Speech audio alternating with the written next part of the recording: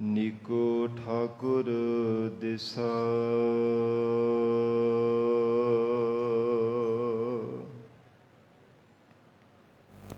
ਕਹਾ ਬੁੱਧ ਪ੍ਰਭ ਤੁਛ ਹਮਾਰੀ,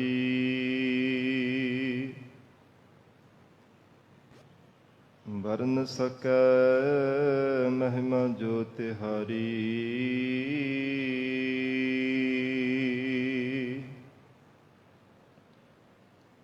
ਹਮ ਨਾ ਸਕਤ ਕਰ ਸਿਫਤ ਤੁਮਾਰੀ,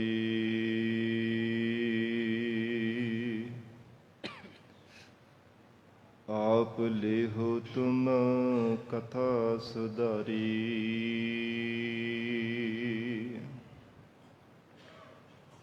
ਹਮ ਨਾ ਸਕਤ ਕਰ ਸਿਫਤ ਤੁਮਾਰੀ,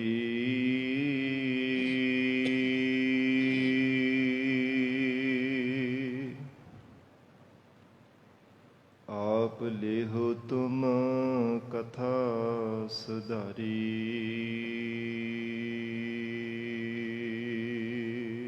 ਸਤਨਾਮ ਸ੍ਰੀ ਵਾਹਿਗੁਰੂ ਸਾਹਿਬ ਜੀਓ। ਆਸਾ ਅਗਾਜ ਸਾਡੇ ਤੈ ਤੈ ਤੋਤੀਆ,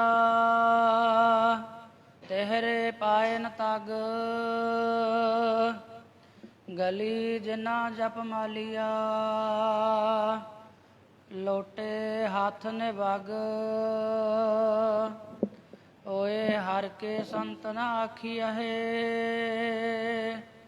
ਵਾ ਨਾਰਸ ਕੇ ਠੱਗ ਗਜ ਸਾਡੇ ਤੈ ਤੈ ਧੋਤੀਆ। ਵਾਹਿਗੁਰੂ ਜੀ ਕਾ ਖਾਲਸਾ, ਵਾਹਿਗੁਰੂ ਜੀ ਕੀ ਫਤਿਹ।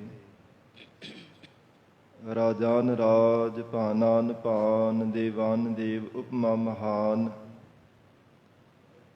ਪਤਿਤ ਪਾਵਨ ਭਗਤ ਵਛਲ, ਅੰਤਰਜਾਮੀ ਕਰੁਣਾ ਨਿਧਾਨ। ਗੁਰੂ ਗਰੀਬ ਨਵਾਜ, ਕਲਯੁਗ ਕੇ ਤਾਰਨ ਹਾਰੇ ਸ਼ਬਦ ਗੁਰੂ। ਦਸਾਂ ਹੀ ਪਾਤਸ਼ਾਹੀਆਂ ਕੇ ਆਤਮਿਕ ਸਰੂਪ, ਜੁਗੋ ਜੁਗ ਅਟਲ। ਧੰਨ ਧੰਨ ਸਤਿਗੁਰੂ ਸ੍ਰੀ ਗੁਰੂ ਗ੍ਰੰਥ ਸਾਹਿਬ ਮਹਾਰਾਜ ਸੱਚੇ ਪਾਤਸ਼ਾਹ ਜੀ ਦੇ ਪਾਵਨ ਪਵਿੱਤਰ ਹਜ਼ੂਰੀ ਅੰਦਰ ਜੁੜ ਬੈਠੇ ਗੁਰੂ ਖਾਲਸਾ ਸਾਧ ਸੰਗਤ ਜੀਓ। ਸਤਿਗੁਰੂ ਜੀ ਦੀ ਮਹਾਨ ਬਖਸ਼ਿਸ਼ ਦਾ ਸਦਕਾ ਅੰਮ੍ਰਿਤ ਵੇਲੇ ਤੋਂ ਮਹਾਰਾਜ ਸਿੰਘ ਜੀ ਦੀ ਪਾਵਨ ਹਜ਼ੂਰੀ ਅੰਦਰ ਦੀਵਾਨ ਸਜੇ ਸਨ। ਸਜੇ ਹੋ ਦੀਵਾਨਾਂ ਅੰਦਰ ਆਪ ਸਰਬੱਤ ਸੰਗਤਾਂ ਹਾਜ਼ਰੀਆਂ ਭਰ ਕੇ ਲਾਹੇ ਪ੍ਰਾਪਤ ਕਰ ਰਹੇ ਹੋ। ਅੰਮ੍ਰਿਤਮਈ ਪਾਵਨ ਗੁਰਬਾਣੀ ਦੇ ਜਾਪ, ਰਸ ਪਿੰਨਾ ਗੁਰਬਾਣੀ ਦਾ ਕੀਰਤਨ ਆਪ ਸੰਗਤਾਂ ਨੇ ਸਰਵਣ ਕੀਤਾ ਹੈ। ਆਓ ਸਤ ਸੰਗਤ ਜੀ ਹੋਰ ਵੀ ਕੁਝ ਸਮਾਂ ਪਿਆਰ ਸਤਿਕਾਰ ਸਹਿਤ ਸਤਿਗੁਰੂ ਜੀ ਦੇ ਚਰਨਾਂ ਵਿੱਚ ਬੈਠ ਕੇ ਲੜੀਵਾਰ ਗੁਰੂ ਸ਼ਬਦ ਦੇ ਵਿਚਾਰ ਨਾਲ ਜੁੜ ਕੇ ਲਾਹੇ ਪ੍ਰਾਪਤ ਕਰੀਏ। ਵਿਚਾਰ ਦੀ ਪ੍ਰਾਰੰਭਤਾ ਤੋਂ ਪਹਿਲਾਂ ਜ਼ਰੂਰੀ ਹੈ ਮਨ ਨੂੰ ਇਕਾਗਰ ਕਰਨਾ। ਸਰਬੱਤ ਸੰਗਤ ਅਸੀਸ ਬਖਸ਼ਿਸ਼ ਕਰੋ। ਧੰਨ ਸ੍ਰੀ ਗੁਰੂ ਗ੍ਰੰਥ ਸਾਹਿਬ ਮਹਾਰਾਜ ਜੀ ਨੂੰ ਸੀਸ ਝੁਕਾ ਕੇ ਪਿਆਰ ਅਦਬ ਨਾਲ ਉਚਾਰਨ ਕਰੋ। ਜੀ ਕਰੋ ਰਸਨਾ ਪਵਿੱਤਰ। ਸਤਨਾਮ ਸ੍ਰੀ ਵਾਹਿਗੁਰੂ ਸਾਹਿਬ। ਸਤਨਾਮ ਸ੍ਰੀ ਵਾਹਿਗੁਰੂ ਸਾਹਿਬ ਜੀ। ਆਸਾ ਗਜ ਸਾਡੇ ਤੈ ਤੈ ਤੋਤੀਆ। ਭਗਤ ਕਬੀਰ ਸਿੰਘ ਜੀ ਦੀ ਰਸਨਾ ਤੋਂ ਉਚਾਰਨ ਕੀਤਾ ਹੋਇਆ ਪਾਵਨ ਸ਼ਬਦ ਹੈ ਆਸਾ ਰਾਗ ਅੰਦਰ। ਇਸ ਸ਼ਬਦ ਦੀ ਉਥਾਨਕਾ ਹੈ ਭਗਤ ਕਬੀਰ ਸਾਹਿਬ ਜੀ ਦੇ ਕੋਲ ਬਹੁਤ ਸਾਰੇ ਪਿਆਰ ਵਾਲੇ ਪ੍ਰੇਮੀ ਚੱਲ ਕਰਕੇ ਆਉਂਦੇ ਨੇ। ਜੇ ਕਿਸੇ ਦੇ ਮਨ ਵਿੱਚ ਕੋਈ ਸ਼ੰਕਾ ਹੁੰਦਾ, ਭਰਮ ਹੁੰਦਾ, ਸ਼ੰਕਿਆਂ ਭਰਮਾਂ ਨੂੰ ਨਿਵਰਤ ਕਰਨ ਵਾਸਤੇ ਆ ਕੇ ਬੇਨਤੀ ਕਰਦੇ ਹਨ। ਬੇਨਤੀ ਵਜੋਂ ਕੋਈ ਸਵਾਲ ਵੀ ਆ ਕੇ ਪੁੱਛਦੇ, ਉਹਨਾਂ ਨੂੰ ਯੋਗ ਉੱਤਰ ਦੇਣ ਦੇ ਵਾਸਤੇ, ਸ਼ੰਕਿਆਂ ਭਰਮਾਂ ਨੂੰ ਨਿਵਰਤ ਕਰਨ ਦੇ ਵਾਸਤੇ ਪਾਵਨ ਸ਼ਬਦਾਂ ਰਾਹੀਂ ਉਪਦੇਸ਼ ਬਖਸ਼ਿਸ਼ ਕਰ ਦਿੰਦੇ ਆ। ਇੱਕ ਵਾਰ ਭਗਤ ਕਬੀਰ ਸਾਹਿਬ ਜੀ ਦੇ ਕੋਲ ਕੋਈ ਪ੍ਰੇਮੀ ਚੱਲ ਕਰਕੇ ਆ ਰਹੇ ਸਨ, ਰਸਤਾਂ ਬਸਤਾਂ ਲੈ ਕੇ, ਕੁਝ ਭੇਟਾਵਾਂ ਲੈ ਕੇ ਆ ਰਹੇ ਸੀ। ਉਹ ਪਹਿਲਾਂ ਵੀ ਕਈ ਵਾਰ ਭਗਤ ਕਬੀਰ ਸਾਹਿਬ ਜੀ ਦੇ ਕੋਲ ਆ ਚੁੱਕੇ ਸਨ। ਇੱਕ ਵਾਰ ਰਸਤੇ ਦੇ ਵਿੱਚ ਉਹਨਾਂ ਨੂੰ 4 ਠੱਗ ਮਿਲੇ। ਉਹਨਾਂ ਨੇ ਲਿਬਾਸ ਜਿਹੜਾ ਸੀ ਭਗਤਾਂ ਵਾਲਾ ਹੀ ਬਣਾਇਆ ਹੋਇਆ, ਤੇ ਮੁਖ ਤੋਂ ਕੋਈ ਆਖ ਰਿਹਾ ਸੀ ਨਾਰਾਇਣ ਨਾਰਾਇਣ, ਦੂਸਰਾ ਜਪ ਰਿਹਾ ਸੀ ਬਿੰਦਰਾ ਬਨੇ ਬਿੰਦਰਾ ਬਨੇ। ਇਸੇ ਤਰ੍ਹਾਂ ਹਰੇ ਕ੍ਰਿਸ਼ਨਾ ਇਹ ਵੱਖੋ ਵੱਖਰੇ ਨਾਮ ਜਪ ਰਹੇ ਸਨ। ਜਦੋਂ ਇਹ ਸੁਣਿਆ ਤੇ ਇਉਂ ਪ੍ਰਤੀਤ ਹੋਇਆ ਉਹਨਾਂ ਸ਼ਰਧਾਲੂ ਜਨਾਂ ਨੂੰ ਕਿ ਸ਼ਾਇਦ ਹੋ ਸਕਦਾ ਹੈ ਬੜੇ ਹੀ ਪਿਆਰ ਵਾਲੇ ਪ੍ਰਮਾਤਮਾ ਦੀ ਪ੍ਰੇਮਾ ਭਗਤੀ ਕਰਨ ਵਾਲੇ ਭਗਤ ਜਨ ਹਨ। ਪਰ ਪਤਾ ਹੀ ਉਦੋਂ ਚੱਲਿਆ ਕਿ ਜਦੋਂ ਗੱਲੀ ਬਾਤੀ ਉਹਨਾਂ ਨੇ ਲਾ ਕੇ ਹਨੇਰਾ ਹੋ ਗਿਆ, ਸਾਰਾ ਕੁਝ ਸਾਜੋ ਸਮਾਨ, ਜਿੰਨੀਆਂ ਵੀ ਰਸਤਾਂ ਬਸਤਾਂ ਭੇਟਾਵਾਂ ਲੈ ਕੇ ਆ ਰਹੇ ਸੀ, ਸਾਰਾ ਕੁਝ ਉਹਨਾਂ ਨੇ ਲੁੱਟ ਲਿਆ। ਫਿਰ ਬੜੇ ਨਿਰਾਸ਼ੇ ਜਿਹੇ ਹੋ ਕੇ ਭਗਤ ਕਬੀਰ ਸਾਹਿਬ ਜੀ ਦੇ ਕੋਲ ਆ ਕੇ ਇਹਨਾਂ ਨੇ ਦੱਸਿਆ।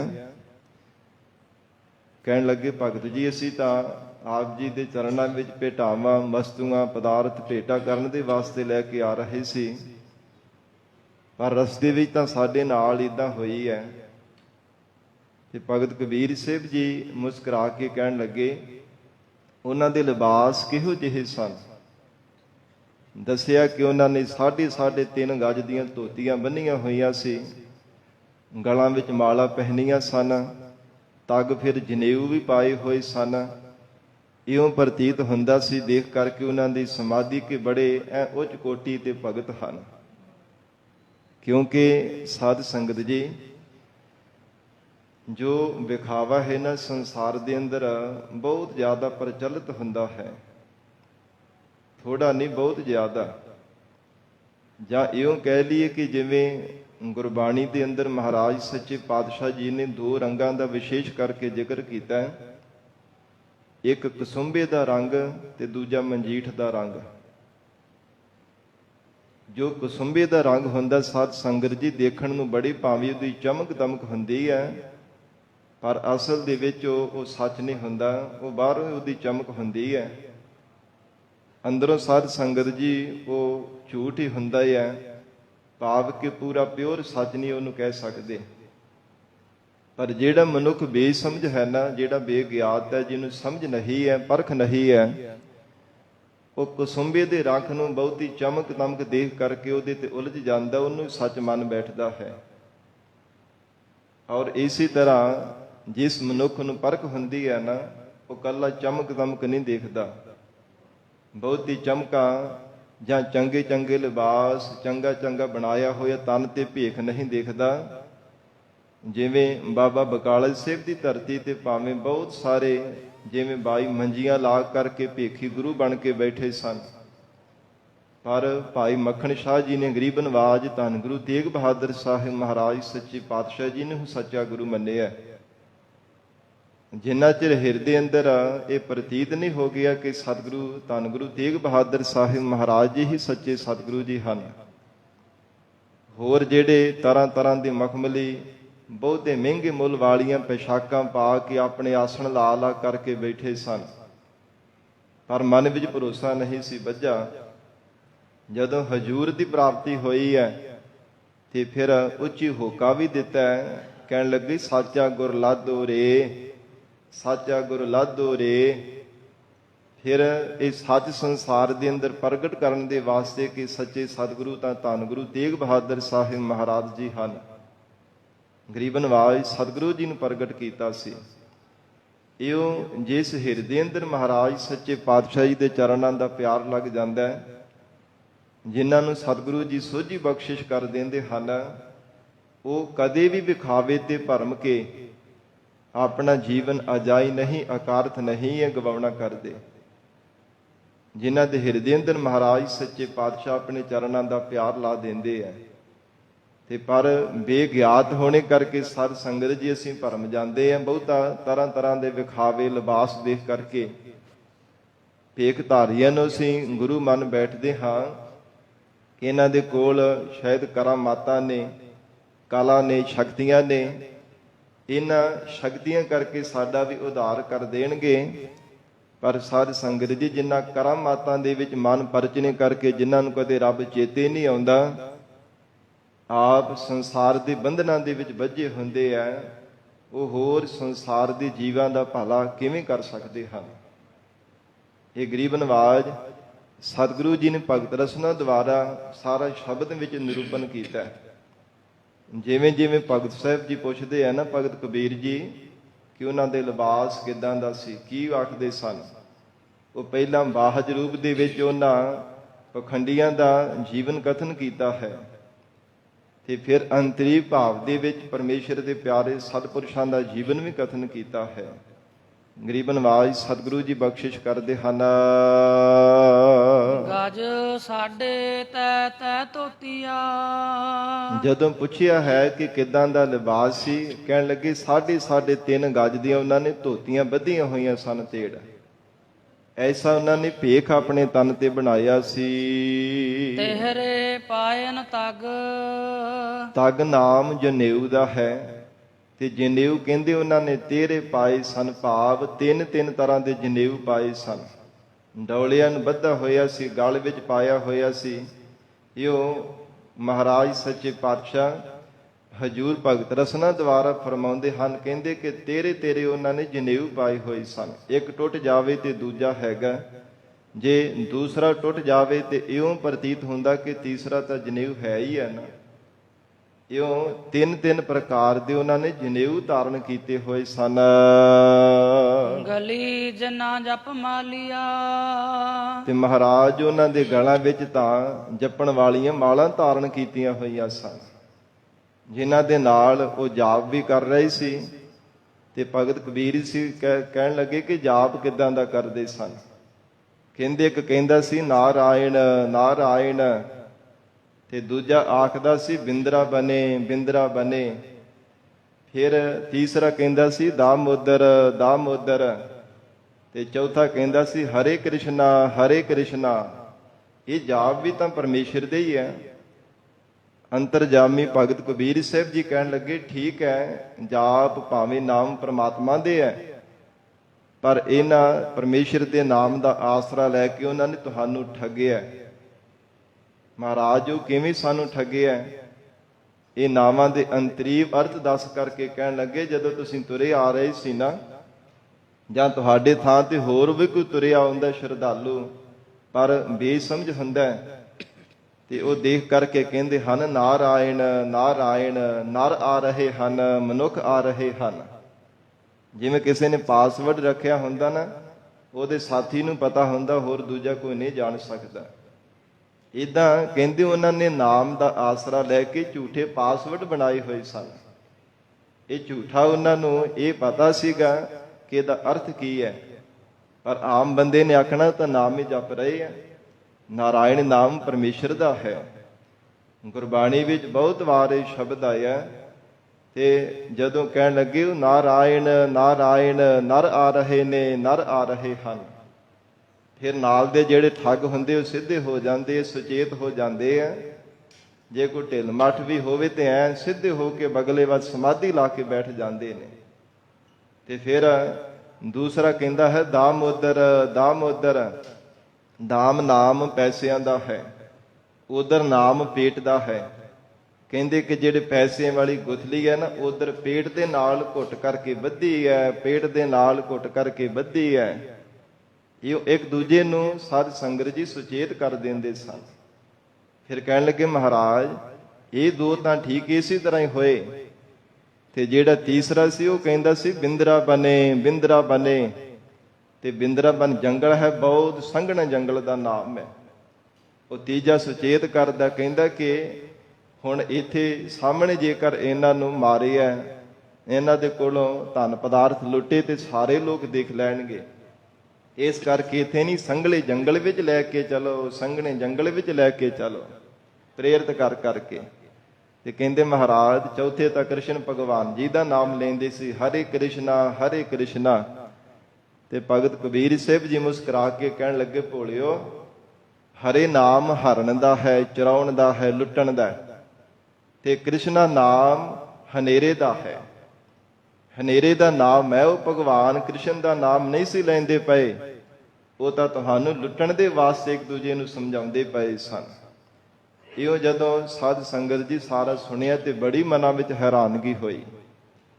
ਫਿਰ ਉਹਨਾਂ ਦੇ ਬਾਬਤ ਭਗਤ ਕਬੀਰ ਸਾਹਿਬ ਜੀ ਨੇ ਇਹ ਦੱਸਿਆ, ਕਹਿੰਦੇ ਹਨ ਕਿ ਗਲਾਂ ਵਿੱਚ ਭਾਵੇਂ ਉਹਨਾਂ ਨੇ ਜਪ ਮਾਲੀਆਂ, ਜਪਣ ਵਾਲੀਆਂ ਮਾਲਾਂ ਧਾਰਨ ਕੀਤੀਆਂ ਸਨ, ਲੋਟੇ ਹੱਥ ਨੇ ਵਗ, ਤੇ ਹੱਥਾਂ ਵਿੱਚ ਲੋਟੇ ਉਹਨਾਂ ਨੇ ਐਨ ਲਿਸ਼ਕਾ ਕੇ, ਚਿੱਟੇ ਕੱਢ ਕੱਢ ਕੇ, ਚੰਗੀ ਤਰ੍ਹਾਂ ਮਾਂਜ ਕੇ ਲੋਟੇ ਹੱਥਾਂ ਦੇ ਵਿੱਚ ਧਾਰਨ ਕੀਤੇ ਸਨ। ਓਏ ਹਰ ਕੇ ਸੰਤ ਨਾ ਆਖੀਆ ਹੈ। ਭਗਤ ਕਬੀਰ ਜੀ ਕਹਿੰਦੇ ਹਨ, ਹੈ ਭਲੇ ਜਨੋ, ਉਹਨਾਂ ਨੂੰ ਪਰਮੇਸ਼ਰ ਦੇ ਸੰਤ ਨਹੀਂ ਕਿਹਾ ਜਾ ਸਕਦਾ। ਉਹ ਅਕਾਲ ਪੁਰਖ ਵਾਹਿਗੁਰੂ ਜੀ ਦੇ ਪਿਆਰੇ ਸਤਿਪੁਰਸ਼ ਨਹੀਂ ਕਹੀਦੇ। ਬਨਾਰਸ ਕੇ ਠੱਗ, ਉਹ ਤਾਂ ਜਾਣੋ ਕਿ ਬਨਾਰਸ ਦੇ ਵੱਡੇ ਠੱਗ ਹਨ। ਕਾਂਚੀ ਦੇ ਵਿੱਚ ਉਹਨਾਂ ਨੇ ਸੰਤਾਂ ਵਾਲਾ ਲਿਬਾਸ ਧਾਰਨ ਕੀਤਾ ਹੈ ਅਸਲ ਦੇ ਵਿੱਚ ਵੱਡੇ ਠੱਗ ਹਨ। ਕਿਉਂਕਿ ਸਤਿਪੁਰਸ਼ਾਂ ਦੀ ਨਿਸ਼ਾਨੀ ਗੁਰਬਾਣੀ ਵਿੱਚ ਮਹਾਰਾਜ ਸੱਚੇ ਪਾਤਸ਼ਾਹ ਜੀ ਨੇ ਦੱਸੀ ਹੈ, ਜਿਨ੍ਹਾਂ ਸਾਸ ਗਰਾਸ ਨਾ ਵਿਸਰੈ, ਹਰ ਨਾਮਾ ਮਨ ਮੰਤ, ਧਨ ਸੇ ਸੇਈ ਨਾਨਕਾ, ਪੂਰਨ ਸੋਈ ਸੰਤ। ਜਿਨ੍ਹਾਂ ਨੂੰ ਸਵਾਸ ਗਰਾਸ ਕਦੇ ਵੀ ਪ੍ਰਮਾਤਮਾ ਦਾ ਸਿਮਰਨ ਵਿਸਰਦਾ ਨਹੀਂ ਹੈ, ਉਹ ਮਹਾਰਾਜ ਕਹਿੰਦੇ ਪੂਰਨ ਸੰਤ ਹਨ। ਔਰ ਜਿਹੜਾ ਝੂਠਾ ਹੀ ਤਨ ਤੇ ਲਿਬਾਸ ਭੇਖ ਬਣਾ ਕਰਕੇ ਸੰਸਾਰ ਦੇ ਜੀਵਾਂ ਨੂੰ ਲੁੱਟਦਾ, ਜੀਵਾਂ ਨੂੰ ਗੁੰਮਰਾਹ ਕਰ ਕਰਕੇ ਧਨ ਪਦਾਰਥ ਉਹਨਾਂ ਤੋਂ ਖੋਹ ਲੈਣਾ ਕਰਦਾ, ਹਜੂਰ ਕਹਿੰਦੇ ਉਹਨਾਂ ਨੂੰ ਸੰਤ ਨਹੀਂ ਕਿਹਾ ਜਾ ਸਕਦਾ। ਔਰ ਇਸੇ ਪ੍ਰਕਾਰ ਬਨਾਰਸ ਕੇ ਠੱਗ, ਕਹਿੰਦੇ ਉਹ ਵੱਡੇ ਠੱਗ ਹਨ ਬਨਾਰਸ ਦੇ, ਜਿਨ੍ਹਾਂ ਨੇ ਗਲਾਂ ਵਿੱਚ ਮਾਲਾ ਪਾਈਆਂ ਹੋਈਆਂ ਨੇ, ਹੱਥ ਵਿੱਚ ਐ ਲਿਸ਼ਕਾ ਕੇ ਲੋਟੇ ਪਕੜੇ ਐ, ਫਿਰ ਤੇਰੇ ਤੱਕ ਜੰਝੂ ਵੀ ਧਾਰਨ ਕੀਤੇ ਹਨ। ਪਰ ਜੇ ਪਰਮੇਸ਼ਰ ਦਾ ਸਿਮਰਨ ਨਹੀਂ ਕਰਦੇ, ਜੇ ਕੇਵਲ ਪੈਸੇ ਧਨ ਪਦਾਰਥਾਂ ਦੇ ਵਾਲੀ ਉਹਨਾਂ ਦੀ ਹਰ ਸਮੇਂ ਤੱਕ ਰਹਿੰਦੀ ਹੈ ਕਿ ਕਿਧਰੋਂ ਵੀ ਕੋਈ ਆਵੇ ਉਹਨੂੰ ਝੂਠਾ ਹੀ ਗੱਲਾਂ ਬਾਤਾਂ ਭਰਮਾ ਕੇ ਤੇ ਧਨ ਪਦਾਰਥ ਅਸੀਂ ਉਹਦੇ ਤੋਂ ਖੋਹ ਲਈਏ, ਤੇ ਮਹਾਰਾਜ ਕਹਿੰਦੇ ਉਹਨਾਂ ਨੂੰ ਪਰਮੇਸ਼ਰ ਦੇ ਸੰਤ ਨਹੀਂ ਕਿਹਾ ਜਾ ਸਕਦਾ, ਉਹਨਾਂ ਨੂੰ ਤਾਂ ਠੱਗ ਹੀ ਕਹਿਣਾ ਬਣਦਾ ਹੈ। ਐਸੇ ਸੰਤ ਨਾਮੋ ਕਉ ਭਾਵ ਹੈ। ਭਗਤ ਕਬੀਰ ਜੀ ਕਹਿੰਦੇ ਹਨ, ਐਸੇ ਜਿਹੜੇ ਝੂਠੇ ਲਿਬਾਸ ਵਾਲੇ ਸੰਤ ਬਣੇ ਬੈਠੇ ਹੈ ਨਾ, ਆਪਣੇ ਆਪ ਨੂੰ ਸੰਤ ਅਖਵਾਉਂਦੇ ਐ, ਉਹ ਕਹਿੰਦੇ ਸਾਨੂੰ ਨਹੀਂ ਭਾਉਂਦੇ, ਸਾਡੇ ਮਨ ਨੂੰ ਨਹੀਂ ਚੰਗੇ ਲੱਗਦੇ, ਸਾਡੇ ਮਨ ਵਿੱਚ ਉਹਨਾਂ ਦੇ ਪ੍ਰਤੀ ਪ੍ਰਤੀਤ ਭਰੋਸਾ ਨਹੀਂ ਵੱਜਦਾ ਕਿ ਇਹ ਸੰਤ ਹਨ, ਕਿ ਇਹਨਾਂ ਨੂੰ ਸੰਤ ਕਹਿਣਾ ਚਾਹੀਦਾ। ਕਹਿਣ ਲੱਗੇ ਐਸੇ ਜਿਹੜੇ ਸੰਤ ਆ ਨਾ, ਝੂਠੇ ਲਿਬਾਸ ਵਾਲੇ ਭੇਖੀ ਭੇਖਧਾਰੀ ਜਿਹੜੇ ਠੱਗ ਹਨ, ਉਹ ਸਾਡੇ ਮਨ ਨੂੰ ਨਹੀਂ ਭਾਵਨਾ ਕਰਦੇ।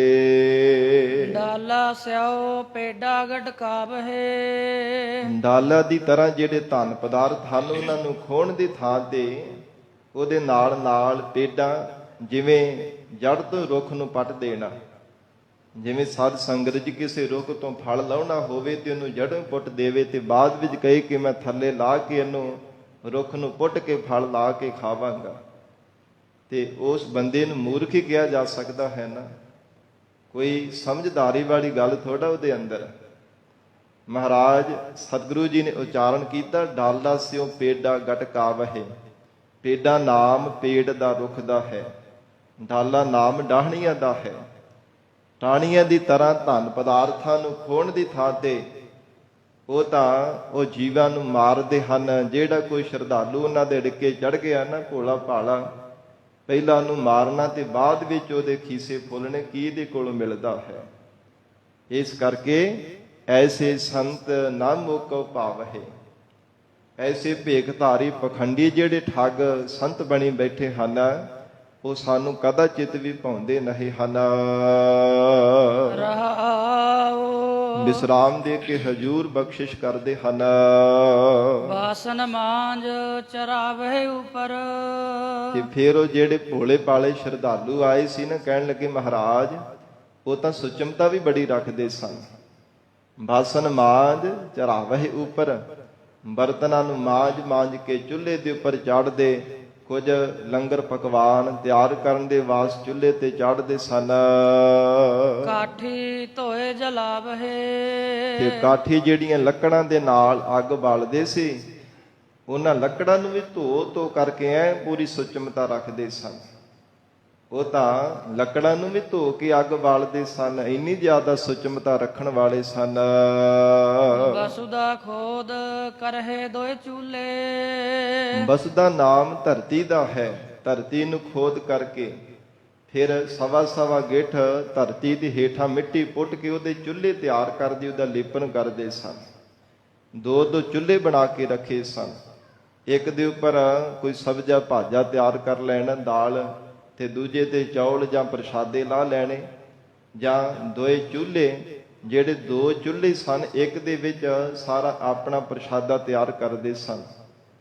ਦੂਜੇ ਤੋਂ ਜੇਕਰ ਕਿਸੇ ਨੂੰ ਅੱਗ ਦੀ ਲੋੜ ਹੁੰਦੀ ਤੇ ਆਪਣੇ ਵਾਲੇ ਚੁੱਲ੍ਹੇ ਤੋਂ ਨਹੀਂ ਸਨ ਦਿੰਦੇ ਜੀ, ਤੇ ਪਕਵਾਨ ਤਿਆਰ ਕਰਦੇ ਸਨ। ਦੂਸਰੇ ਚੁੱਲ੍ਹੇ ਤੋਂ ਅੱਗ ਕਿਸੇ ਨੂੰ ਦਿੰਦੇ। ਇਉਂ ਸਵਾ ਜਿਹੜੀ ਗਿੱਠ ਧਰਤੀ ਹੈ ਉਹਨੂੰ ਪੁੱਟ ਕਰਕੇ ਖੋਦ ਕੇ ਦੋ ਚੁੱਲ੍ਹੇ ਤਿਆਰ ਕੀਤੇ ਹੋਏ ਸਨ, ਜਿਨ੍ਹਾਂ ਦੇ ਉੱਪਰ ਬਰਤਨ ਮਾਂਜ ਕਰਕੇ ਚਾੜਦੇ ਸਨ। ਸਾਰੇ ਮਾਨਸ ਖਾਵਹਿ ਪਰ ਜਿਹੜਾ ਕੋਈ ਮਨੁੱਖ ਉਹਨਾਂ ਦੇ ਕੋਲ ਚੱਲ ਕੇ ਆਉਂਦਾ ਹੈ, ਉਹ ਸਭ ਨੂੰ ਖਾਣ ਦੀ ਤਰ੍ਹਾਂ ਉਹ ਆਹਾਰ ਹੀ ਉਹਨਾਂ ਦਾ ਬਣਾ ਲੈਂਦੇ ਸਨ। ਸਾਰੇ ਮਾਨਸ ਖਾਵੇ, ਇਹ ਨਹੀਂ ਹੈ ਕਿ ਜੇਕਰ ਧਨ ਪਦਾਰਥ ਭਰਮਾ ਕੇ ਖੋਹ ਲਏ ਕਿਸੇ ਨਾ ਕਿਸੇ ਢੰਗ ਦੇ ਨਾਲ ਤੇ ਮਨੁੱਖਾਂ ਨੂੰ ਤਾਂ ਬਖਸ਼ ਦਈਏ, ਕਹਿੰਦੇ ਨਾ, ਉਹਨਾਂ ਨੂੰ ਵੀ ਮਾਰਨ ਦੀ ਤਰ੍ਹਾਂ ਸਾਰਾ ਕੁਝ ਐ ਹੜੱਪ ਜਾਂਦੇ ਸਨ। ਤਾਂ ਹੀ ਤਾਂ ਬਿੰਦਰਾ ਬਨੇ ਆਖਦੇ ਸਨ। ਇਹਦਾ ਨਾਮ ਦਾ ਉਚਾਰਨ ਕਰਦੇ ਸਨ ਕਿ ਸੰਘਣੇ ਜੰਗਲ ਵਿੱਚ ਲੈ ਜਾਓ, ਸੰਘਲੇ ਜੰਗਲ ਵਿੱਚ ਲੈ ਜਾਓ। ਇਹਨਾਂ ਨੂੰ ਸੰਘਲੇ ਜੰਗਲ ਵਿੱਚ ਲੈ ਕਰਕੇ ਚਲੇ ਜਾਵਾਂਗੇ, ਉੱਥੇ ਕੋਈ ਦੇਖੇਗਾ ਨਹੀਂ, ਕਿਸੇ ਨੇ ਇਹਨਾਂ ਦੀ ਬਾਤ ਪੁੱਛਣੀ। ਇਹੋ ਮਹਾਰਾਜ ਸੱਚੇ ਪਾਤਸ਼ਾਹ ਭਗਤ ਕਬੀਰ ਸਾਹਿਬ ਜੀ ਦੀ ਰਸਨਾ ਦੁਆਰਾ ਫਰਮਾਉਂਦੇ ਨੇ, ਸਾਰੇ ਮਾਣ ਸਿਖਾਵੇ। ਕਹਿੰਦੇ ਸਾਰੇ ਧਨ ਪਦਾਰਥਾਂ ਦੇ ਨਾਲ ਜਿਹੜਾ ਕਿ ਉਹਨਾਂ ਦੇ ਡਿੱਗੇ ਚੜ ਜਾਂਦਾ, ਉਹਨਾਂ ਨੂੰ ਵੀ ਖਾ ਜਾਂਦੇ ਸਨ। ਓਏ ਪਾਪੀ ਸਦਾ ਫਿਰਹਿ ਅਪਰਾਧੀ ਤੇ ਕਹਿਣ ਲੱਗੇ ਕਿ ਉਹ ਤਾਂ ਪਾਪੀ ਹਨ, ਪਾਪ ਕਰਮ ਕਰਨ ਵਾਲੇ। ਧਨ ਪਦਾਰਥਾਂ ਦੇ ਨਾਲ ਜੀਵਾਂ ਦੀ ਹੱਤਿਆ ਵੀ ਕਰਦੇ ਸਨ, ਪਾਪੀ ਸਨ। ਫਿਰ ਸਦਾ ਹੀ ਅਪਰਾਧ ਕਰਨ ਵਾਲੇ ਇੱਧਰ ਉੱਧਰ ਫਿਰਦੇ ਰਹਿੰਦੇ ਸਨ। ਮੁਖ ਅਪਰਸ ਕਹਾਵਹਿ ਤੇ ਮੁਖ ਤੋਂ ਕਹਿੰਦੇ ਸਨ ਕਿ ਅਸੀਂ ਅਪਰਸ ਹਾਂ, ਕਿਸੇ ਨਾਲ ਵੀ ਅਸੀਂ ਸਪਰਸ਼ ਨਹੀਂ ਕਰਦੇ, ਸਾਡੇ ਉੱਪਰ ਕਿਸੇ ਦਾ ਪਰਛਾਵਾਂ ਵੀ ਨਹੀਂ ਪੈਣਾ ਚਾਹੀਦਾ। ਇੰਨਾ ਆਪਣਾ ਜੀਵਨ ਉੱਚਾ ਸੁੱਚਾ ਦਿਖਾਉਂਦੇ ਸਨ, ਵਿਖਾਵੇ ਦਾ ਇੰਨੀ ਜ਼ਿਆਦਾ ਝੂਠੇ ਦੀ ਸੁਚਮਤਾ ਵਿਖਾਵਾ ਕਰੀ ਜਾਂਦੇ ਸਨ ਕਿ ਜੇਕਰ ਕੋਈ ਨੀਵੀਂ ਜਾਤ ਵਾਲੇ ਕਿਸੇ ਦਾ ਸਾਡੇ ਉੱਪਰ ਪਰਛਾਵਾਂ ਪੈ ਗਏ, ਸਾਡਾ ਸਾਰੇ ਦਿਨ ਦੀ ਕਰਮ ਕਿਰਿਆ ਫਿੱਟੀ ਜਾਵੇਗੀ। ਇਹ ਸਨਾਤਨ ਮਤ ਦੇ ਵਿੱਚ ਸਾਧ ਸੰਗਤ ਜੀ ਬਹੁਤ ਸੀ। ਕੁਝ ਜੀਵਨ ਵਾਲੇ ਵੀ ਹਨ, ਪਰ ਜਿਨ੍ਹਾਂ ਨੇ ਝੂਠਾ ਲਿਬਾਸ ਧਾਰਨ ਕੀਤਾ ਹੋਇਆ ਸੀ। ਇਸ ਪੱਖ ਦੇ ਵਿੱਚੋਂ ਇਸੇ ਹੀ ਮਰਜ਼ਾਦਾ ਦਾ ਨਜਾਇਜ਼ ਫਾਇਦਾ ਉਠਾ ਕਰਕੇ ਸਾਧ ਸੰਗਤ ਜੀ ਉਹਨਾਂ ਨੇ ਸੰਸਾਰ ਦੇ ਲੋਕਾਂ ਨੂੰ ਬਹੁਤ ਲੁੱਟਿਆ। ਤੇ ਮਹਾਰਾਜ ਸਤਿਗੁਰੂ ਜੀ ਕਹਿੰਦੇ ਹਨ ਕਿ ਜਿਹੜੇ ਪਾਪੀ ਹੈ ਨਾ, ਪਾਪ ਕਰਮ ਕਰਨ ਵਾਲੇ, ਸਦਾ ਫਿਰ ਇਹ ਅਪਰਾਧੀ। ਮੁਖ ਅਪਰਸ ਕਹਾਵਹਿ, ਮੁਖ ਤੋਂ ਕਹਿੰਦੇ ਸਨ ਕਿ ਅਸੀਂ ਤਾਂ ਪਰਛਾਵਾਂ ਵੀ ਕਿਸੇ ਸ਼ੂਦਰ ਦਾ ਨਹੀਂ ਪੈਣ ਦਿੰਦੇ। ਇੰਨੀ ਸੁਚਮਤਾ ਰੱਖਦੇ ਆ, ਆਪਣੇ ਆਪ ਨੂੰ ਅਪਰਸ ਅਖਵਾਉਂਦੇ ਸਨ।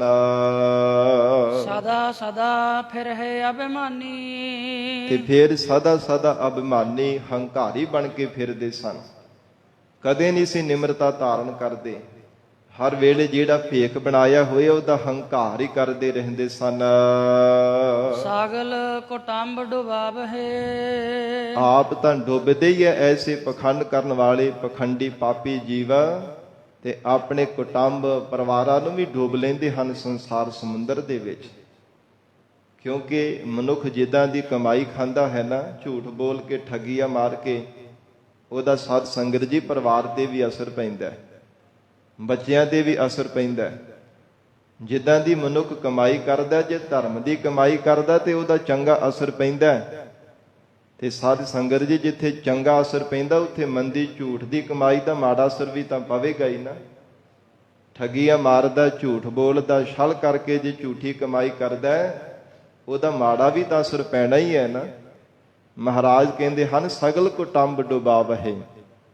ਇਉਂ ਠੱਗੀਆਂ ਮਾਰ ਮਾਰ ਕੇ, ਝੂਠਾ ਲਿਬਾਸ ਧਾਰਨ ਕਰ ਕਰਕੇ, ਪਾਪ ਕਰਮ ਕਰ ਕਰਕੇ, ਲੋਕਾਂ ਨੂੰ ਮਾਰ ਮਾਰ ਕੇ ਉਹ ਜਿਹੜਾ ਪਰਿਵਾਰ ਆਪਣੇ ਨੂੰ ਖਵਾਉਂਦੇ ਹਨ, ਉਹਦੇ ਕਰਕੇ ਸਾਰਾ ਪਰਿਵਾਰ ਵੀ ਸੰਸਾਰ ਸਮੁੰਦਰ ਦੇ ਵਿੱਚ ਡੁੱਬ ਰਹੇ ਹਨ।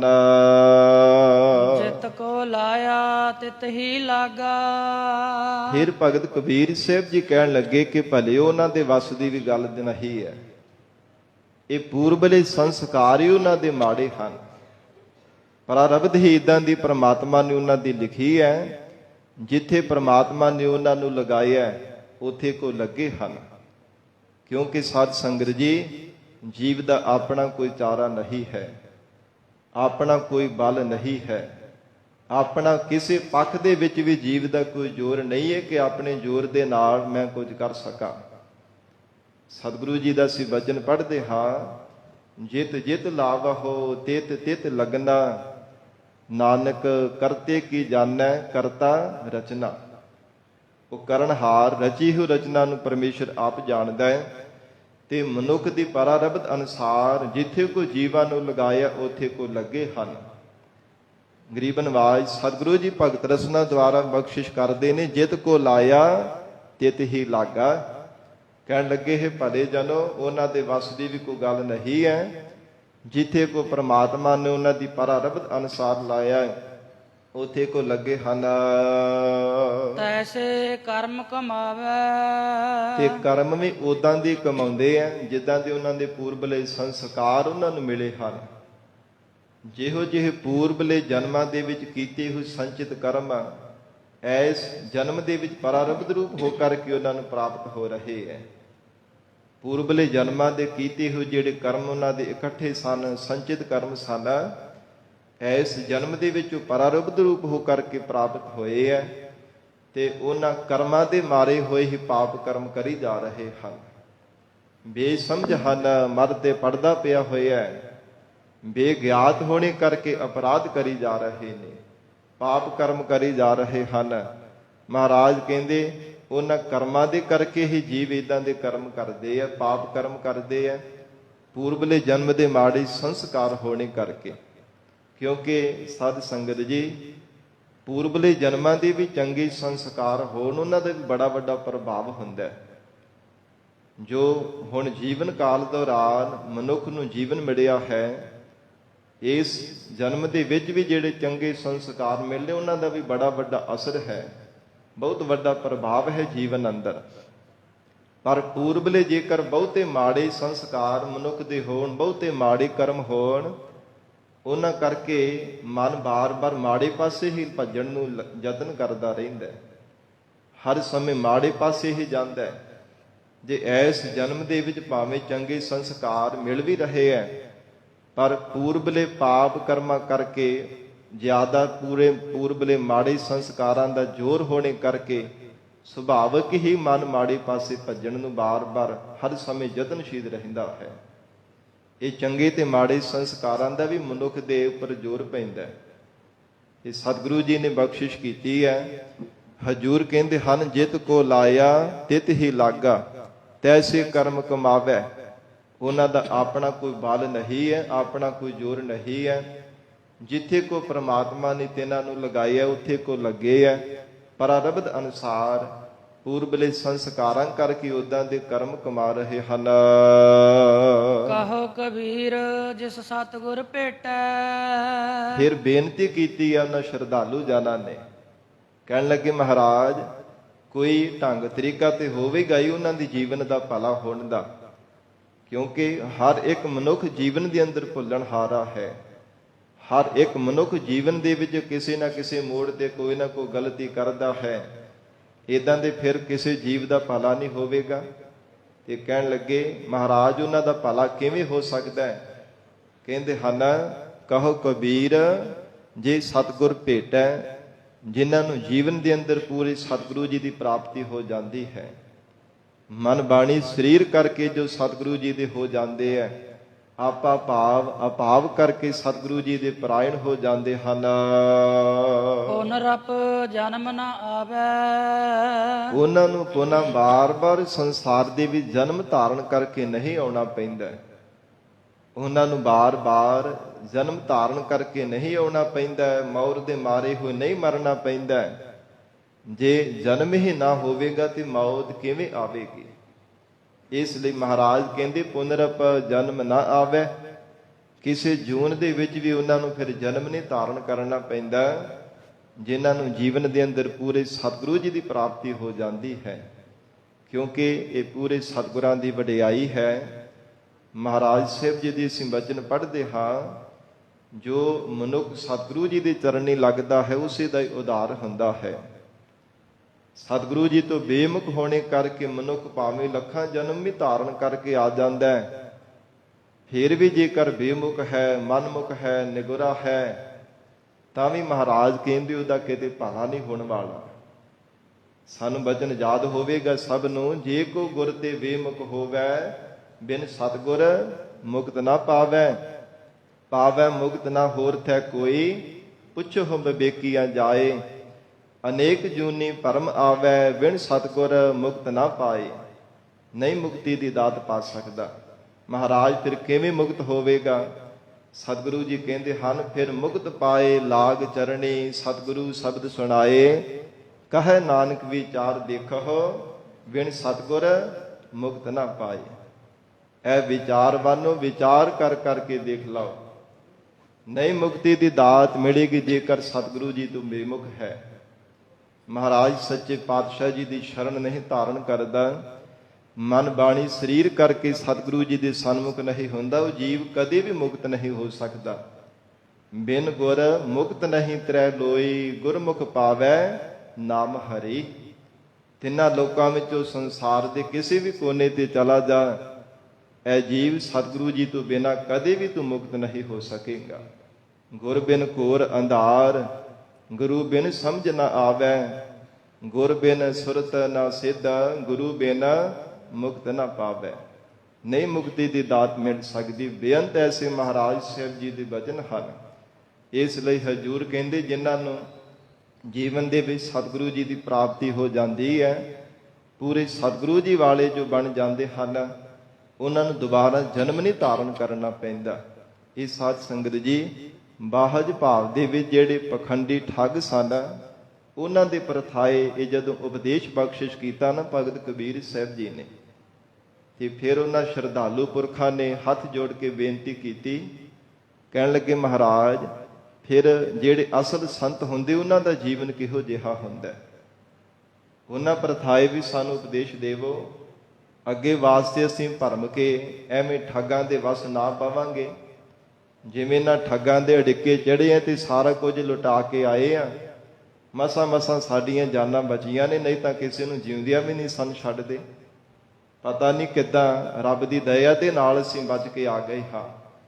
ਫਿਰ ਹੁਣ ਅੰਤਰੀ ਭਾਵ ਦੇ ਵਿੱਚ ਇਸੇ ਹੀ ਸ਼ਬਦ ਦੇ ਅੰਦਰ ਬਖਸ਼ਿਸ਼ ਕਰਦੇ ਆ। ਫਿਰ ਆਰੰਭ ਤੋਂ ਪੜੋ ਜੀ। ਗਜ ਸਾਡੇ ਤੈ ਤੈ ਧੋਤੀਆ। ਕਹਿੰਦੇ ਹਨ ਕਿ ਜੋ ਅਕਾਲ ਪੁਰਖ ਵਾਹਿਗੁਰੂ ਜੀ ਦੇ ਪਿਆਰੇ ਸਤਿਪੁਰਸ਼ ਹਨ, ਉਹ ਗਜ ਗਰਜਦੇ ਆ, ਭਾਵ ਪ੍ਰੀਤ ਰੂਪ ਰਸਨਾ ਦੇ ਨਾਲ ਪ੍ਰਮਾਤਮਾ ਜੀ ਦਾ ਨਾਮ ਜਪਦੇ ਹਨ। ਗਜ ਨਾਮ ਗਰਜਣ ਦਾ ਹੈ। ਗਰਜਵੀਂ ਆਵਾਜ਼ ਐਸੀ ਅਕਾਲ ਪੁਰਖ ਵਾਹਿਗੁਰੂ ਜੀ ਦੀ ਸਿਮਰਨ ਦੀ ਆਵਾਜ਼ ਕਰਦੇ ਆ, ਵਾਹਿਗੁਰੂ ਵਾਹਿਗੁਰੂ ਸਤਨਾਮ ਵਾਹਿਗੁਰੂ। ਅਕਾਲ ਪੁਰਖ ਪ੍ਰਮਾਤਮਾ ਦਾ ਸਿਮਰਨ ਕਰਦੇ ਹਨ।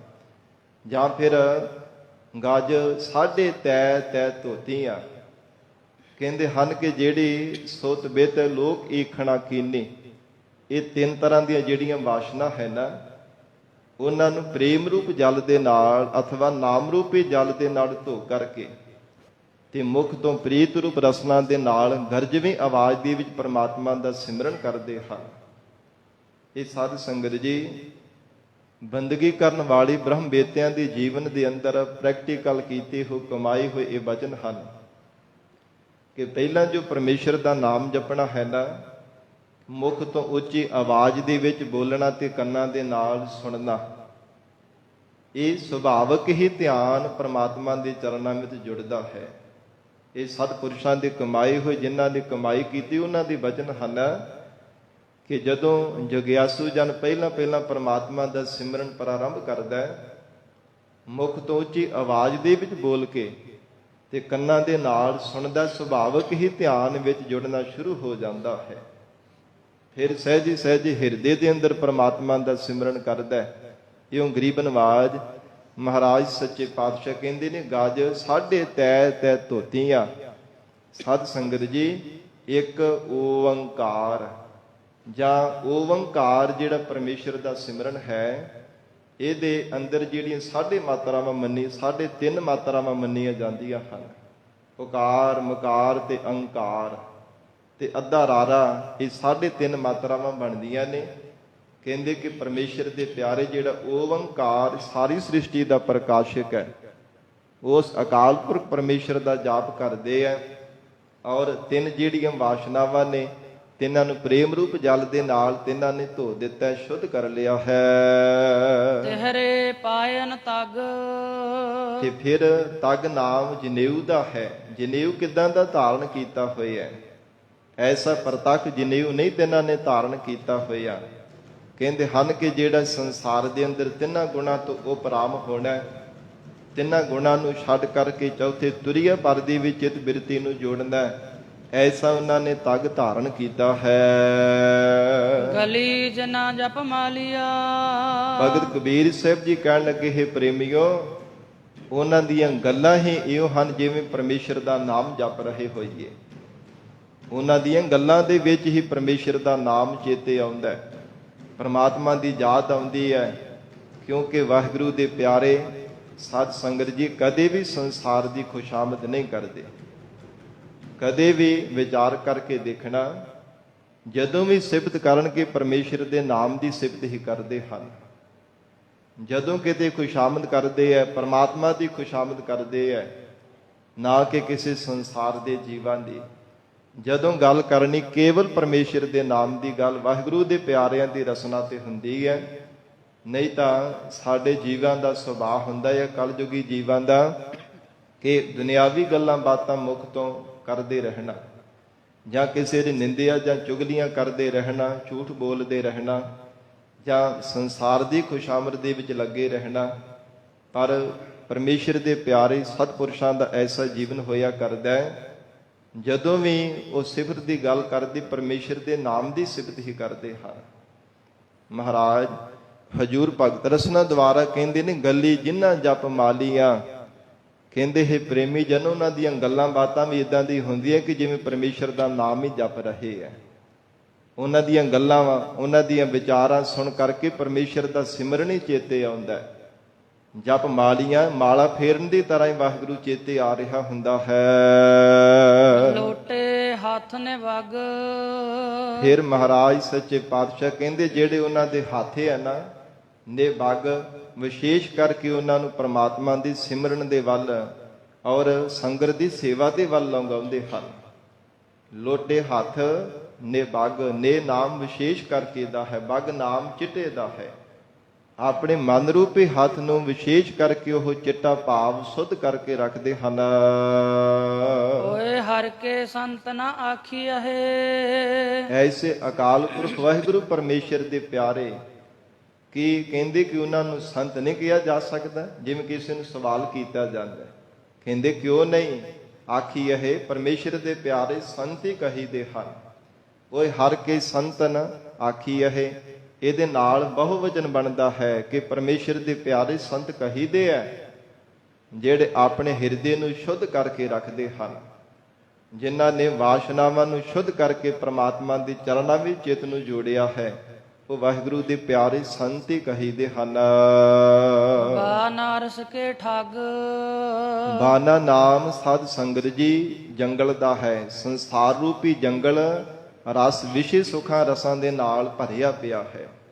ਜਿੰਨੇ ਵੀ ਸੰਸਾਰ ਦੇ ਜੀਵ ਹਨ, ਸ਼ਬਦ ਸਪਰਸ਼ ਰੂਪ ਰਸ ਗੰਧ, ਇਹਨਾਂ ਵਿਸ਼ੇ ਸੁਖਾਂ ਦੇ ਵਿੱਚ ਰਸਾਂ ਦੇ ਵਿੱਚ ਪਰਚੇ ਪਏ ਹਨ। ਪਰ ਮਹਾਰਾਜ ਕਹਿੰਦੇ ਹਨ, ਬਾਨਾਰਸ ਕੇ ਠੱਗ। ਤਿੰਨਾਂ ਨੇ ਸੰਸਾਰ ਰੂਪੀ ਜੰਗਲ ਦੇ ਵਿੱਚ ਵਿਸ਼ੇ ਸੁਖਾਂ ਦੇ ਰਸਾਂ ਨੂੰ ਠੱਗ ਲਿਆ, ਅਭਾਵ ਕਰ ਲਿਆ ਹੈ। ਜਿਨ੍ਹਾਂ ਵਿਸ਼ਿਆਂ ਨੇ ਸੰਸਾਰ ਦੇ ਜੀਵਾਂ ਨੂੰ ਠੱਗਿਆ, ਪਰਮੇਸ਼ਰ ਦੇ ਪਿਆਰਿਆਂ ਨੇ ਉਹਨਾਂ ਵਿਸ਼ਿਆਂ ਨੂੰ ਠੱਗ ਲਿਆ ਹੈ। ਜਿਵੇਂ ਮਹਾਰਾਜ ਜੀ ਦੇ ਵਚਨ ਆਉਂਦੇ ਹਨ ਗੁਰਬਾਣੀ ਅੰਦਰ, ਕਹਿੰਦੇ ਹਨ ਕਿ ਜਿਨ੍ਹਾਂ ਤਿੰਨਾਂ ਲੋਕਾਂ ਨੂੰ ਜਿਸ ਮਾਇਆ ਨੇ ਠੱਗ ਲਿਆ ਨਾ, ਸੋ ਮਾਇਆ ਹਰ ਜਨ ਠਾਗਿਓ। ਵਾਹਿਗੁਰੂ ਦੇ ਪਿਆਰਿਆਂ ਨੇ ਉਸ ਮਾਇਆ ਨੂੰ ਠੱਗ ਲਿਆ, ਜਿਹੜੀ ਛਲ ਰੂਪ ਹੋ ਕਰਕੇ ਜੀਵਾਂ ਨੂੰ ਛਲ ਲੈਂਦੀ ਸੀ, ਠੱਗ ਲੈਂਦੀ, ਆਪਣੇ ਅਧੀਨ ਕਰੀ ਜਾ ਰਹੀ ਸੀ, ਕਦੇ ਸਰੀਰਾਂ ਦਾ ਮੋਹ ਤੇ ਕਦੇ ਪਦਾਰਥਾਂ ਦੀ ਮਮਤਾ ਲਾ ਕੇ। ਪਰ ਵਾਹਿਗੁਰੂ ਦੇ ਪਿਆਰਿਆਂ ਨੂੰ ਮਾਇਆ ਰੂਪ ਸਪਣੀ ਨੂੰ ਵੀ ਠੱਗ ਲਿਆ। ਇਸੇ ਪ੍ਰਕਾਰ ਜਿਹੜੇ ਸ਼ਬਦ ਸਪਰਸ਼ ਰੂਪ ਰਸ ਗੰਧ, ਇਹ ਪੰਜ ਵਿਸ਼ੇ ਹੈ ਜਿਨ੍ਹਾਂ ਨੇ ਸਾਰੇ ਸੰਸਾਰ ਦੇ ਜੀਵਾਂ ਨੂੰ ਆਪਣੇ ਰਸਾਂ ਵਿੱਚ ਪਰਚਾਇਆ, ਆਪਣੇ ਅਧੀਨ ਕੀਤਾ। ਕਹਿੰਦੇ ਹਨ ਬਾਨਾਰਸ ਕੇ ਠੱਗ, ਉਹਨਾਂ ਨੇ ਵਿਸ਼ੇ ਸੁਖਾਂ ਨੂੰ, ਰਸਾਂ ਨੂੰ ਵੀ ਠੱਗ ਲਿਆ, ਆਪਣੇ ਅਧੀਨ ਕਰ ਲਿਆ ਹੈ। ਐਸੇ ਸੰਤ ਨਾਮੋ ਕਉ ਪਾਵਹਿ। ਕਹਿੰਦੇ ਹਨ ਕਿ ਐਸੇ ਜਿਹੜੇ ਪਰਮੇਸ਼ਰ ਦੇ ਪਿਆਰੇ ਸਤਿਪੁਰਸ਼ ਹਨ ਕਿ ਸਾਨੂੰ ਭਾਉਂਦੇ ਨਹੀਂ ਹੈ, ਭਾਉਂਦੇ ਹਨ। ਪਹਿਲਾਂ ਜਿਵੇਂ ਕਿਸੇ ਨੂੰ ਸਵਾਲ ਕਰੀਦਾ, ਕਹਿੰਦੇ ਜ਼ਰੂਰ ਭਾਉਂਦੇ ਆ ਜਿਨ੍ਹਾਂ ਨੂੰ ਕਦੇ ਵੀ ਪਰਮੇਸ਼ਰ ਦਾ ਸਿਮਰਨ ਨਹੀਂ ਵਿਸਰਦਾ, ਜਿਨ੍ਹਾਂ ਨੇ ਵਿਸ਼ੇ ਸੁਖਾਂ ਤੇ ਆਪਣਾ ਪ੍ਰਭਾਵ ਪਾ ਕਰਕੇ ਆਪਣੇ ਅਧੀਨ ਕਰ ਲਿਆ ਹੈ। ਡਾਲਾ ਸਿਓ ਪੇਡਾ ਗਟਕਾਵਹਿ। ਡਾਲਾ ਸਿਓ ਪੇਡਾ ਗਟਕਾਵਹਿ। ਪੇਡਾ ਨਾਮ ਮੂਲ ਦਾ ਹੈ, ਡਾਲਾ ਨਾਮ ਡਾਹਣੀਆਂ ਦਾ ਹੈ। ਟਾਹਣੀਆਂ ਦੀ ਤਰ੍ਹਾਂ ਸੰਸਾਰ ਹੈ ਤੇ ਮੂਲ ਨਾਮ ਅਗਿਆਨ ਦਾ ਹੈ। ਅਗਿਆਨ ਕਰਕੇ ਹੀ ਸੰਸਾਰ ਦੇ ਜੀਵਾਂ ਦਾ ਜਨਮ ਹੋ ਰਿਹਾ, ਮਰਨ ਹੋ ਰਿਹਾ ਹੈ। ਮਨੁੱਖ ਜਨਮਦਾ ਤੇ ਮਰਦਾ ਅਗਿਆਨਤਾ ਕਰਕੇ ਹੈ। ਜੇ ਗਿਆਨ ਦੀ ਪ੍ਰਾਪਤੀ ਹੋ ਜਾਵੇ ਤੇ ਫਿਰ ਤਾਂ ਗਿਆਨ ਸਰੂਪ ਪਰਮੇਸ਼ਰ ਦਾ ਸਰੂਪ ਹੀ ਹੋ ਸਕਦਾ ਹੈ। ਪਰ ਜੇ ਸਤਿਗੁਰੂ ਜੀ ਤੋਂ ਗਿਆਨ ਦੀ ਪ੍ਰਾਪਤੀ ਕਰਦਾ ਹੈ, ਮਹਾਰਾਜ ਜੀ ਦਾ ਦਰ ਛੱਡ ਕੇ ਹੋਰ ਹੀ ਦਰ ਦਰ ਤੇ ਭਟਕਦਾ ਫਿਰਦਾ, ਮਹਾਰਾਜ ਕਹਿੰਦੇ ਹਨ ਡਾਲਾ ਸਿਓ ਪੇਡਾ ਗਟਕਾਵਹਿ। ਤਿੰਨਾਂ ਵਾਹਿਗੁਰੂ ਦੇ ਪਿਆਰੇ ਸਤਿਪੁਰਸ਼ਾਂ ਨੇ ਇਹ ਮੂਲ ਰੂਪ ਜਿਹੜਾ ਅਗਿਆਨ ਹੈ, ਔਰ ਅਗਿਆਨ ਕਰਕੇ ਡਾਣੀਏ ਦੀ ਤਰ੍ਹਾਂ ਸੰਸਾਰ ਦਾ ਜਨਮ ਹੋ ਰਿਹਾ ਹੈ, ਇਹਨਾਂ ਨੂੰ ਗਟਕਾ ਦਿੱਤਾ, ਭਾਵ ਅਭਾਵ ਕਰ ਦਿੱਤਾ ਹੈ। ਕਦੇ ਵੀ ਆਪਣੇ ਚਿੱਤ ਬਿਰਤੀ ਨੂੰ ਸੰਸਾਰਾਕਾਰ ਨਹੀਂ ਰਹਿਣ ਦਿੰਦੇ। ਬ੍ਰਹਮ ਬੇਤੇ ਸਦਾ ਹੀ ਬ੍ਰਹਮਾਕਾਰ ਬਣਾ ਕੇ ਰੱਖਦੇ ਹਨ। ਆਪਣੀ ਚਿੱਤ ਬਿਰਤੀ ਨੂੰ ਵਾਹਿਗੁਰੂ ਦੇ ਚਰਨਾਂ ਵਿੱਚ ਹੀ ਸਦਾ ਜੋੜੀ ਰੱਖਦੇ ਹਨ। ਰਹਾਉ ਵਿਸਰਾਮ ਦੇ ਕੇ ਹਜੂਰ ਫਰਮਾਉਂਦੇ ਹਨ, ਬਾਸਨ ਮਾਂਜ ਚਰਾਵਹਿ ਉਪਰ। ਜਿਵੇਂ ਸਾਧ ਸੰਗਤ ਜੀ ਚਿੱਤ ਦੀਆਂ ਪੰਜ ਬਿਰਤੀਆਂ ਮੰਨੀਆਂ ਗਈਆਂ ਹਨ, ਉਹਨਾਂ ਪੰਜਾਂ ਬਿਰਤੀਆਂ ਨੂੰ ਸਮਦਮ ਸਾਧਨਾ ਦੁਆਰਾ ਮਾਂਜ ਕਰਕੇ, ਭਾਵ ਸੁਚਮਤਾ ਦੇ ਸਹਿਤ ਕਰਕੇ, ਜਿਵੇਂ ਕਹਿ ਲਈਏ ਕਿ ਮਨੁੱਖ ਦਾ 5 ਪ੍ਰਕਾਰ ਦਾ ਮਾੜਾ ਸੁਭਾਅ ਹੋਵੇ, ਉਹਨੂੰ ਚੰਗੀ ਤਰ੍ਹਾਂ ਸ਼ੁੱਧ ਕਰਕੇ ਤੇ ਚੰਗੇ ਪਾਸੇ ਬਦਲ ਲੈਣਾ, ਉਹ ਸੁਭਾਅ ਜਿਹੜਾ ਚੰਗਾ ਸ਼ੁੱਧ ਬਣਾ ਲੈਣਾ। ਇਵੇਂ ਚਿੱਤ ਦੀਆਂ 5 ਬਿਰਤੀਆਂ ਹਨ, ਉਹਨਾਂ ਨੂੰ ਮਾਂਜ ਕੇ ਸ਼ੁੱਧ ਕਰ ਲਿਆ, ਚੰਗੇ ਪਾਸੇ ਲਗਾ ਦਿੱਤਾ। ਨਿੰਦਰਾ, ਵਿਕਲਪ, ਵਿਪਰਜੇ, ਇਹ ਸਾਧ ਸੰਗਤ ਜੀ 5 ਪ੍ਰਕਾਰ ਦੀਆਂ ਇਤਿਆਦਿਕ ਬਿਰਤੀਆਂ ਮੰਨੀਆਂ ਹਨ। ਇਹਨਾਂ ਪੰਜਾਂ ਬਿਰਤੀਆਂ ਨੂੰ ਸੋਧ ਕਰਕੇ ਚੰਗੇ ਪਾਸੇ ਲਾਉਣਾ, ਤੇ ਫਿਰ ਮਹਾਰਾਜ ਬਖਸ਼ਿਸ਼ ਕਰ ਰਹੇ ਹੈ ਬਾਸਨ ਮਾਂਦ ਚਰਾਵਹਿ ਉਪਰ। ਇਹ ਸਰੀਰ ਰੂਪੀ ਇੰਦਰੀਆਂ ਤੋਂ ਉੱਪਰ ਕਰ ਦੇਣਾ। ਜਿਹੜੇ ਬਿਰਤੀਆਂ ਹਰ ਸਮੇਂ ਇੰਦਰੀਆਂ ਦੇ ਵਿੱਚ ਹੀ ਪਰਚੀਆਂ ਰਹਿੰਦੀਆਂ ਨੇ, ਇਹਨਾਂ ਨੂੰ ਸਰੀਰ ਰੂਪੀ ਇੰਦਰੀਆਂ ਤੋਂ ਉੱਪਰ ਕਰ ਦੇਣਾ। ਕਾਠੀ ਧੋਏ ਜਲਾਵਹਿ। ਤੇ ਫਿਰ ਜਿਹੜਾ ਕਾਠੀ, ਕਾਠ, ਲੱਕੜ ਦੀ ਤੇਰਾ ਜਿਹੜਾ ਇਹ ਸਥੂਲ ਸਰੀਰ ਹੈ, ਇਹਨੂੰ ਸਾਧ ਸੰਗਤ ਜੀ ਧੋ ਕਰਕੇ, ਭਾਵ ਤੀਰਥਾਂ ਤੇ ਇਸ਼ਨਾਨ ਕਰਨਾ। ਤੀਰਥ ਯਾਤਰਾ ਕਰਕੇ, ਇਸ਼ਨਾਨ ਕਰਕੇ ਦੇਹੀ ਅਭਿਮਾਨ ਨੂੰ ਜਲਾ ਦਿੰਦੇ ਹਨ। ਸਤਿਗੁਰੂ ਜੀ ਦੇ ਸ਼ਬਦ ਦਾ ਆਸਰਾ ਲੈ ਕੇ ਐਸਾ ਕਹਿੰਦੇ ਸਤਿਪੁਰਸ਼ਾਂ ਦਾ ਜੀਵਨ ਹੈ। ਬਸੁਦਾ ਖੋਦ ਕਰਹਿ ਦੋਏ ਚੂਲੇ। ਫਿਰ ਤਾਂ ਜਿਹੜੀ ਬੁੱਧ ਰੂਪ ਬਸਦਾ ਧਰਤੀ ਹੈ, ਇਹਨੂੰ ਖੋਦ ਕਰਕੇ, ਵਿਚਾਰ ਕਰ ਕਰਕੇ, ਮਹਾਰਾਜ ਜੀ ਦੇ ਚਰਨਾਂ ਦਾ ਆਸਰਾ ਲੈ ਕੇ, ਸ਼ਬਦ ਦੀ ਵਿਚਾਰ ਦੁਆਰਾ, ਮਹਾਰਾਜ ਜੀ ਦੇ ਉਪਦੇਸ਼ ਦੁਆਰਾ ਬੁੱਧ ਰੂਪ ਧਰਤੀ ਨੂੰ ਖੋਦ ਕਰਕੇ ਤੇ 2 ਚੁੱਲ੍ਹੇ ਕਿਹੜੇ ਬਣਾਏ ਹਨ, ਵਾਹੇ ਅਤੇ ਗੁਰੂ। ਇੱਕ ਵਾਰ ਵਾਹੇ, ਫਿਰ ਗੁਰੂ ਬੋਲਦੇ ਹਨ, ਫਿਰ ਵਾਹਿਗੁਰੂ ਵਾਹਿਗੁਰੂ ਬੋਲਦੇ ਹਨ, ਜਾਂ ਫਿਰ ਬਾਬਾ ਤੇ ਹਾਹਾ, ਗੱਗਾ ਤੇ ਰਾਰਾ, ਇਹ ਦੋ ਤੋਂ ਅੱਖਰਾਂ ਰੂਪੀ ਚੁੱਲ੍ਹੇ ਬਣਾਏ ਹੋਏ ਹਨ। ਸਾਰੇ ਮਾਨਸ ਖਾਵਹਿ ਤੇ ਸਾਰੇ ਜਿੰਨੇ ਵੀ ਮਨ ਦੇ ਫੁਰਨੇ ਹਨ ਉਹਨਾਂ ਨੂੰ ਖਾ ਜਾਂਦੇ, ਅਭਾਵ ਕਰ ਦਿੰਦੇ ਹਨ। ਕੋਈ ਮੰਦਾ ਜਾਂ ਚੰਗਾ ਸੰਕਲਪ ਚਾਹੇ ਵਿਕਲਪ ਕਦੇ ਮਨ ਵਿੱਚ ਫੁਰਨੇ ਨਹੀਂ ਦਿੰਦੇ। ਹਰ ਸਮੇਂ ਨਿਰਵਿਕਲਪ ਸਮਾਧੀ ਦੇ ਵਿੱਚ ਲੀਨ ਹੀ ਹੋਏ ਰਹਿੰਦੇ ਹਨ। ਹਰ ਸਮੇਂ ਵਾਹਿਗੁਰੂ ਜੀ ਦੇ ਚਰਨਾਂ ਨਾਲ ਹੀ ਚਿੱਤ ਜੋੜੀ ਰੱਖਦੇ ਹਨ। ਓਏ ਪਾਪੀ ਸਦਾ ਫਿਰਹਿ ਅਪਰਾਧੀ ਪਾ ਨਾਮ ਪ੍ਰਾਪਤੀ ਦਾ ਹੈ ਤੇ ਪੀ ਨਾਮ ਪਤੀ ਦਾ ਹੈ। ਭਗਤ ਕਬੀਰ ਸਾਹਿਬ ਜੀ ਕਹਿਣ ਲੱਗੇ, ਪ੍ਰੇਮੀ ਜਨੋ, ਤਿੰਨਾਂ ਨੇ ਪੀ ਪਤੀ ਪਰਮੇਸ਼ਰ ਦੀ ਪਾ ਪ੍ਰਾਪਤ ਕਰ ਲਿਆ ਹੈ, ਪਾ ਲਿਆ ਹੈ। ਸਦਾ ਫਿਰਹਿ ਅਪਰਾਧੀ, ਤੇ ਸਦਾ ਹੀ ਅਪਰਾਧਾਂ ਦੇ ਵੱਲੋਂ, ਪਾਪ ਕਰਮਾਂ ਦੇ ਵੱਲੋਂ ਫਿਰੇ ਰਹਿੰਦੇ ਹਨ। ਭਾਵ ਅਵੇਸਲੇ ਹੋ ਕੇ ਰਹਿੰਦੇ ਹਨ, ਲਾਂਭੇ ਹੋ ਕੇ ਰਹਿੰਦੇ ਹੈ। ਕਦੇ ਵੀ ਆਪਣੇ ਚਿੱਤ ਨੂੰ ਅਪਰਾਧ ਕਰਨ ਦੇ ਵੱਲ, ਤਨ ਕਰਕੇ ਸਰੀਰ ਕਰਕੇ ਵੀ ਪਾਪ ਕਰਮਾਂ ਦੇ ਵੱਲ ਲੱਗਣ ਨਹੀਂ ਦਿੰਦੇ। ਸਦਾ ਹੀ ਸੁਚੇਤ ਹੋ ਕੇ ਰਹਿੰਦੇ ਹੈ ਜਿਹੜੇ ਪਰਮੇਸ਼ਰ ਨੂੰ ਪਾ ਲੈਂਦੇ ਹਨ। ਮੁਖ ਅਪਰਸ ਕਹਾਵਹਿ ਅਤੇ ਆਪਣੇ ਮੁਖ ਤੋਂ ਵੀ ਕਹਿੰਦੇ ਹਨ, ਫਿਰ ਅਪਰਸ ਅਖਵਾਈ ਦੇਣਾ ਕਰਦੇ ਹਨ। ਮੁਖ ਹੋ ਸੰਸਾਰ ਦੇ ਜੀਵਾਂ ਤੋਂ ਫਿਰ ਅਪਵਰਸ ਅਖਵਾਉਂਦੇ ਆ ਕਿ ਇਹ ਅਸਲ ਪਰਮੇਸ਼ਰ ਦੇ ਪਿਆਰੇ ਅਪਰਸ ਹਨ।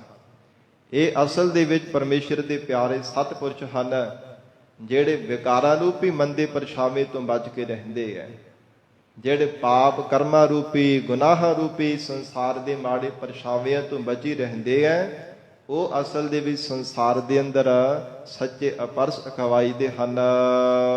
ਸਦਾ ਸਦਾ ਫਿਰਹਿ ਅਭਿਮਾਨੀ ਤੇ ਕਹਿਣ ਲੱਗੇ ਮਹਾਰਾਜ, ਉਹਨਾਂ ਦੇ ਮਨ ਵਿੱਚ ਤਾਂ ਹੰਕਾਰ ਪੈਦਾ ਹੋ ਹੀ ਜਾਂਦਾ ਹੋਵੇਗਾ ਇੰਨੀ ਉੱਚੀ ਅਵਸਥਾ ਪ੍ਰਾਪਤ ਕਰਕੇ।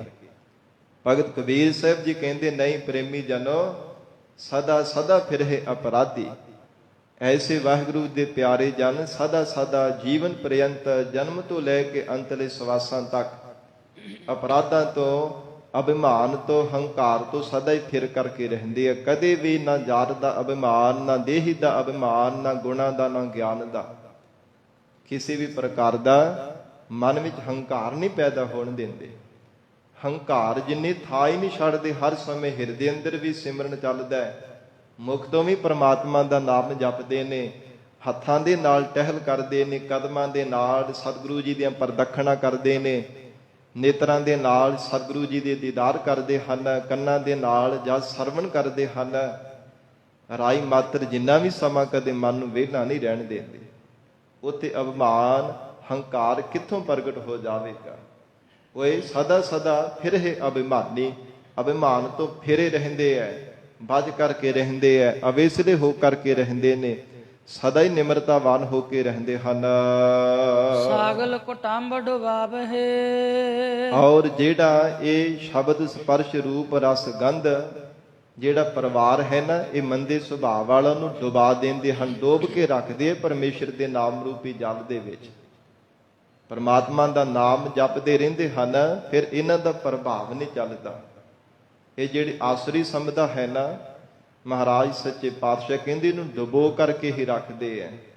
ਜਾਂ ਪ੍ਰਤੱਖ ਵੀ ਜਿਹੜੇ ਕਾਮ, ਕ੍ਰੋਧ, ਲੋਭ, ਮੋਹ, ਹੰਕਾਰ, ਇਹ ਵਿਕਾਰਾਂ ਰੂਪੀ ਜਿਹੜਾ ਪਰਿਵਾਰ ਆਸੁਰੀ ਸੰਪਰਾ ਬਣੀ ਹੋਈ ਹੈ ਨਾ, ਇਹ ਆਸੁਰੀ ਸੰਪਦਾ ਨੂੰ ਸਦਾ ਹੀ ਡੁਬੋ ਕੇ ਰੱਖਦੇ ਐ। ਐ ਬਾਰ-ਬਾਰ ਆਪਣੇ ਅਧੀਨ ਕਰਕੇ ਹੀ ਰੱਖਦੇ ਹਨ। ਜਿਤ ਕੋ ਲਾਇਆ ਤਿਤ ਹੀ ਲਾਗਾ, ਤੇ ਆਪਣੇ ਸਰੀਰ ਦੇ ਇੰਦਰੀਆਂ ਨੂੰ ਜਿੱਧਰ ਲਗਾਉਂਦੇ ਉਧਰ ਹੀ ਲੱਗਦੇ ਹਨ। ਜਿਤ ਲਾਈ ਤਿਤ ਲੱਗੀਆ ਨਹਿ ਖਿੰਜੋ ਤਾੜਾ। ਕਹਿੰਦੇ ਹਨ ਕਿ ਖਿੱਚ ਧੂ ਨਹੀਂ ਕਰਦੇ, ਨਹੀਂ ਤਾਂ ਆਖਾਂ ਖਿੱਚ ਧੂ ਕਰਦੀਆਂ ਹੈ ਨਾ ਪਰਾਈ ਰੂਪਾਂ ਨੂੰ ਤੱਕਣ ਦੇ ਵਾਸਤੇ। ਕੰਨ ਖਿੱਚ ਆਪਣੇ ਵੱਲ ਖਿੱਚਦੇ ਆ ਨਾ ਪਰਾਈ ਨਿੰਦਿਆ ਸੁਣਨ ਦੇ ਵਾਸਤੇ। ਜ਼ੁਬਾਨ ਆਪਣੇ ਵੱਲ ਖਿੱਚ ਧੂ ਕਰਦੀ ਰਹਿੰਦੀ ਝੂਠ ਬੋਲਣ ਦੇ ਵਾਸਤੇ, ਪਰਾਈ ਨਿੰਦਿਆ ਕਰਨ ਦੇ ਵਾਸਤੇ, ਦੁਨਿਆਵੀ ਗੱਲਾਂ ਬਾਤਾਂ ਕਰਨ ਦੇ ਲਈ। ਪੈਰ ਖੋਟੀ ਸੰਗਤ ਦੇ ਵੱਲ ਖਿੱਚ ਧੂ ਕਰਦੇ ਰਹਿੰਦੇ ਹਨ। ਹੱਥ ਮਾੜੇ ਕਰਮ ਕਰਨ ਦੇ ਵਾਸਤੇ, ਚੋਰੀਆਂ ਕਰਨ ਦੇ ਵਾਸਤੇ ਖਿੱਚ ਕਰਦੇ ਰਹਿੰਦੇ ਨੇ। ਪਰ ਕਹਿੰਦੇ ਹਨ ਵਾਹਿਗੁਰੂ ਦੇ ਪਿਆਰੇ ਜਿਸ ਪਾਸੇ ਨਾ ਇੰਦਰੀਆਂ ਨੂੰ ਲਗਾ ਦਿੰਦੇ ਉਸ ਪਾਸੇ ਲੱਗੇ ਰਹਿੰਦੇ ਹਨ।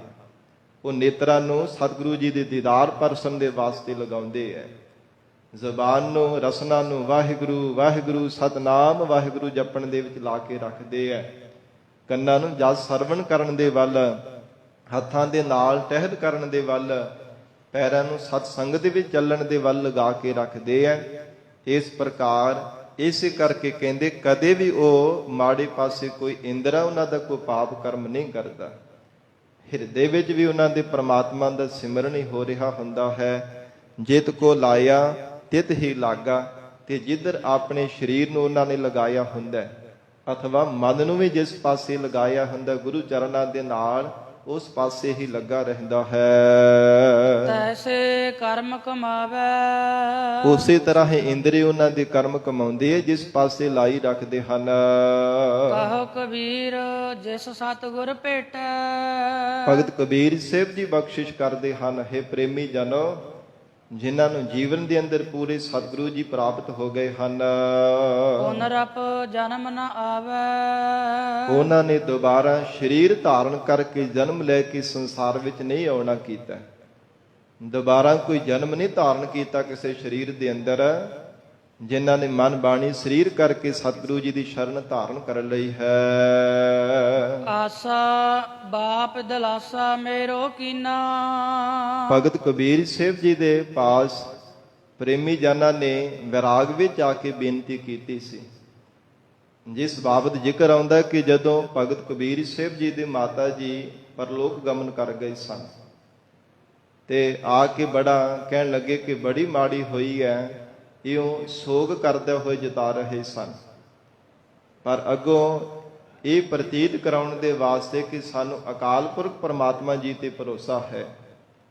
ਸਾਰੀ ਸ੍ਰਿਸ਼ਟੀ ਨੂੰ, ਜਗਤ ਰੂਪ ਬਾਲਕ ਨੂੰ ਜਿਸ ਪਰਮਾਤਮਾ ਨੇ ਪੈਦਾ ਕੀਤਾ, ਆਪ ਹੀ ਮਾਤਾ ਪਿਤਾ ਸਰੂਪ ਹੈ। ਉਹ ਸਾਡਾ ਪਿਤਾ ਹੈ, ਸਾਡੀ ਪਰਵਰਿਸ਼ ਕਰਨ ਵਾਲਾ ਹੈ। ਸਾਨੂੰ ਕਿਉਂ ਕਿਸੇ ਦੀ ਪਰਵਾਹ ਹੋਵੇ, ਸਾਨੂੰ ਕਿਉਂ ਕਿਸੇ ਪੱਖ ਤੋਂ ਫਿਕਰ ਹੋਵੇ, ਜੇ ਸਭ ਦੀ ਦੇਖ ਰੇਖ, ਸਭ ਦੀ ਪਰਵਰਿਸ਼ ਕਰਨ ਵਾਲਾ ਪਰਮਾਤਮਾ ਅਕਾਲ ਪੁਰਖ ਸਾਡਾ ਪਿਤਾ ਹੈ। ਐਸਾ ਰੂਪਕ ਅਲੰਕਾਰ ਬਣਾ ਕੇ ਭਗਤ ਕਬੀਰ ਸਾਹਿਬ ਜੀ ਨੇ ਬਖਸ਼ਿਸ਼ ਕੀਤੀ ਹੈ। ਉਚਾਰਨ ਕਰਦੇ ਹਨ, ਬਾਪ ਦਿਲਾਸਾ ਮੇਰੋ ਕੀਨਾ, ਕਹਿਣ ਲੱਗੇ ਹੈ ਪ੍ਰੇਮੀ ਜਨੋ, ਸਾਡਾ ਬਾਪ ਜੋ ਅਕਾਲ ਪੁਰਖ ਪਰਮੇਸ਼ਰ ਹੈ ਨਾ, ਉਹਨੇ ਸਾਨੂੰ ਦਿਲਾਸਾ ਦਿੱਤਾ ਹੈ, ਧੀਰਜਤਾ ਦਿੱਤੀ ਹੈ ਕਿ ਸਰੀਰ ਕਰਕੇ ਕਿਸੇ ਵੀ ਜੀਵ ਦਾ ਸੰਸਾਰ ਦੇ ਅੰਦਰ ਰਹਿਣਾ ਨਹੀਂ ਬਣਦਾ। ਜੇ ਸਦਾ ਕਿਸੇ ਨੇ ਰਹਿਣਾ ਨਹੀਂ ਬਣਦਾ, ਫਿਰ ਇਹ ਕਿਹੜੀ ਕੋਈ ਅਣਹੋਈ ਗੱਲ ਹੋ ਗਈ ਹੈ? ਇਹ ਕੋਈ ਨਵੀਂ ਗੱਲ ਥੋੜ੍ਹਾ, ਕਿਉਂਕਿ ਗੁਰਬਾਣੀ ਦੇ ਮੁੱਖ ਵਾਕ ਹਨ, ਮਰਨ ਲਿਖਾਏ ਮੰਡਲ ਮਹਿ ਆਏ। ਮਰਨਾ ਤਾਂ ਪਹਿਲਾਂ ਪਰਮਾਤਮਾ ਦੇ ਘਰ ਲਿਖਾ ਕੇ ਆਉਂਦਾ, ਬਾਅਦ ਵਿੱਚ ਜੀਵ ਦਾ ਜਨਮ ਹੁੰਦਾ ਹੈ। ਮਰਨਾ ਪਹਿਲਾਂ ਰੱਬ ਦੇ ਦਰ ਤੇ ਲਿਖਾ ਕੇ ਆਉਂਦਾ।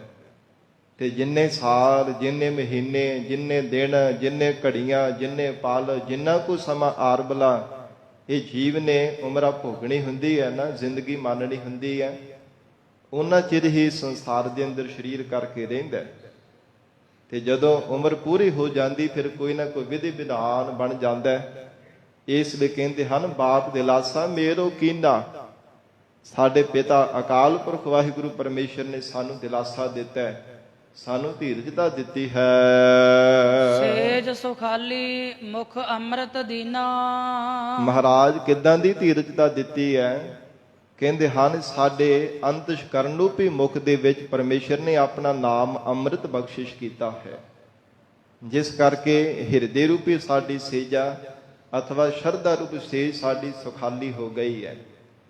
ਸਾਡਾ ਅੰਤਸ਼ਕਰਨ ਰੂਪੀ ਜੋ ਸੇਜਾ ਹੈ, ਪਤੀ ਅਕਾਲ ਪੁਰਖ ਵਾਹਿਗੁਰੂ ਪਰਮਾਤਮਾ ਦੇ ਨਾਲ ਮਿਲਣੇ ਦੀ ਜੋ ਸੇਜਾ ਸੀ ਧਾਰਨ ਕੀਤੀ ਹੈ, ਉਹ ਸੁਖਾਲੀ ਹੋ ਗਈ। ਭਾਵ ਹਿਰਦਾ ਸਾਡਾ ਬੜਾ ਸੁਖਾਲਾ ਹੋ ਗਿਆ। ਅਕਾਲ ਪੁਰਖ ਪਰਮਾਤਮਾ ਨੇ ਸਾਡੇ ਪ੍ਰਤੱਖ ਮੁਖ ਦੇ ਵਿੱਚ ਵੀ ਨਾਮ ਅੰਮ੍ਰਿਤ ਦੀ ਦਾਤ ਬਖਸ਼ੀ ਹੈ। ਫਿਰ ਅੰਤਸ਼ਕਰਨ ਹਿਰਦੇ ਰੂਪ ਮੁਖ ਦੇ ਵਿੱਚ ਵੀ ਪਰਮਾਤਮਾ ਨੇ ਸਿਮਰਨ ਦੀ ਦਾਤ ਬਖਸ਼ੀ ਹੈ। ਇਸ ਕਰਕੇ ਸਾਡਾ ਹਿਰਦਾ ਅੰਤਸ਼ਕਰਨ ਰੂਪੀ ਜੋ ਸੇਜਾ ਬੜੀ ਸੁਖਾਲੀ, ਐ ਬੜੀ ਸੁਖਾਂ ਵਾਲੀ ਪਰਮਾਤਮਾ ਨੇ ਸੇਜਾ ਬਖਸ਼ੀ ਹੈ। ਤਿਸ ਬਾਪ ਕਉ ਕਿਉ ਮਨ ਹੋ ਵਿਸਾਰੀ, ਉਸ ਅਕਾਲ ਪੁਰਖ ਵਾਹਿਗੁਰੂ ਪਰਮੇਸ਼ਰ ਸਰੂਪ ਬਾਪ ਪਿਤਾ ਨੂੰ ਸੀ ਕਿਉਂ ਆਪਣੇ ਹਿਰਦੇ ਵਿਸਾਰੀ।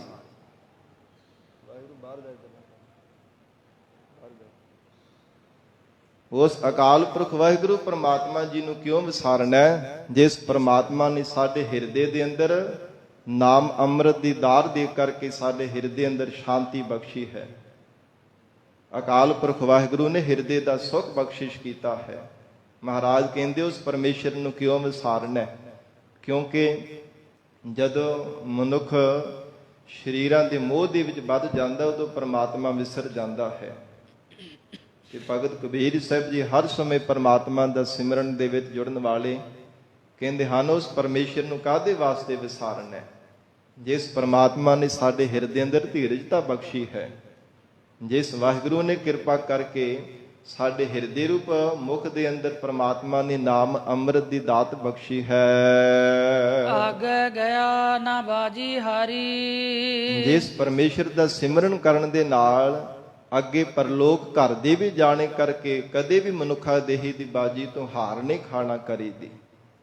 ਆਗਿਆ ਗਿਆ ਨਾ ਬਾਜੀ ਹਾਰੀ। ਨਹੀਂ ਤਾਂ ਸਾਧ ਸੰਗਤ ਜੀ ਸੱਚ ਤੋਂ ਕਿਨਾਰਾ ਕਰਕੇ ਅਵੇਸਲੇ ਹੋ ਕੇ ਝੂਠ ਵਿੱਚ ਜੁੜਨੇ ਕਰਕੇ ਮਨੁੱਖਾ ਦੇਹੀ ਦੀ ਬਾਜੀ ਤੋਂ ਹਾਰ ਖਾ ਜਾਂਦਾ ਹੈ। ਜੁਆਰੀਆਂ ਦੀ ਤਰ੍ਹਾਂ ਕਹੇ ਨਾਨਕ ਜਿਨ ਸੱਚ ਤਜਿਆ, ਕੂੜੇ ਲਾਗੇ ਤਿਨੀ ਜਨਮ ਜੂਆ ਹਾਰਿਆ। ਜੁਆਰੀਆਂ ਦੀ ਤਰ੍ਹਾਂ ਮਹਾਰਾਜ ਕਹਿੰਦੇ ਮਨੁੱਖਾ ਦੇਹੀ ਦੀ ਬਾਜੀ ਤੋਂ ਹਾਰ ਚੁੱਕੇ ਐ ਜਿਨ੍ਹਾਂ ਨੇ ਪ੍ਰਮਾਤਮਾ ਸਿਮਰਨ ਅਕਾਲ ਪੁਰਖ ਵਾਹਿਗੁਰੂ ਜੀ ਦੇ ਸੱਚ ਸਰੂਪ ਨੂੰ ਛੱਡ ਕੇ ਝੂਠ ਦੇ ਨਾਲ ਜੁੜਨਾ ਕੀਤਾ।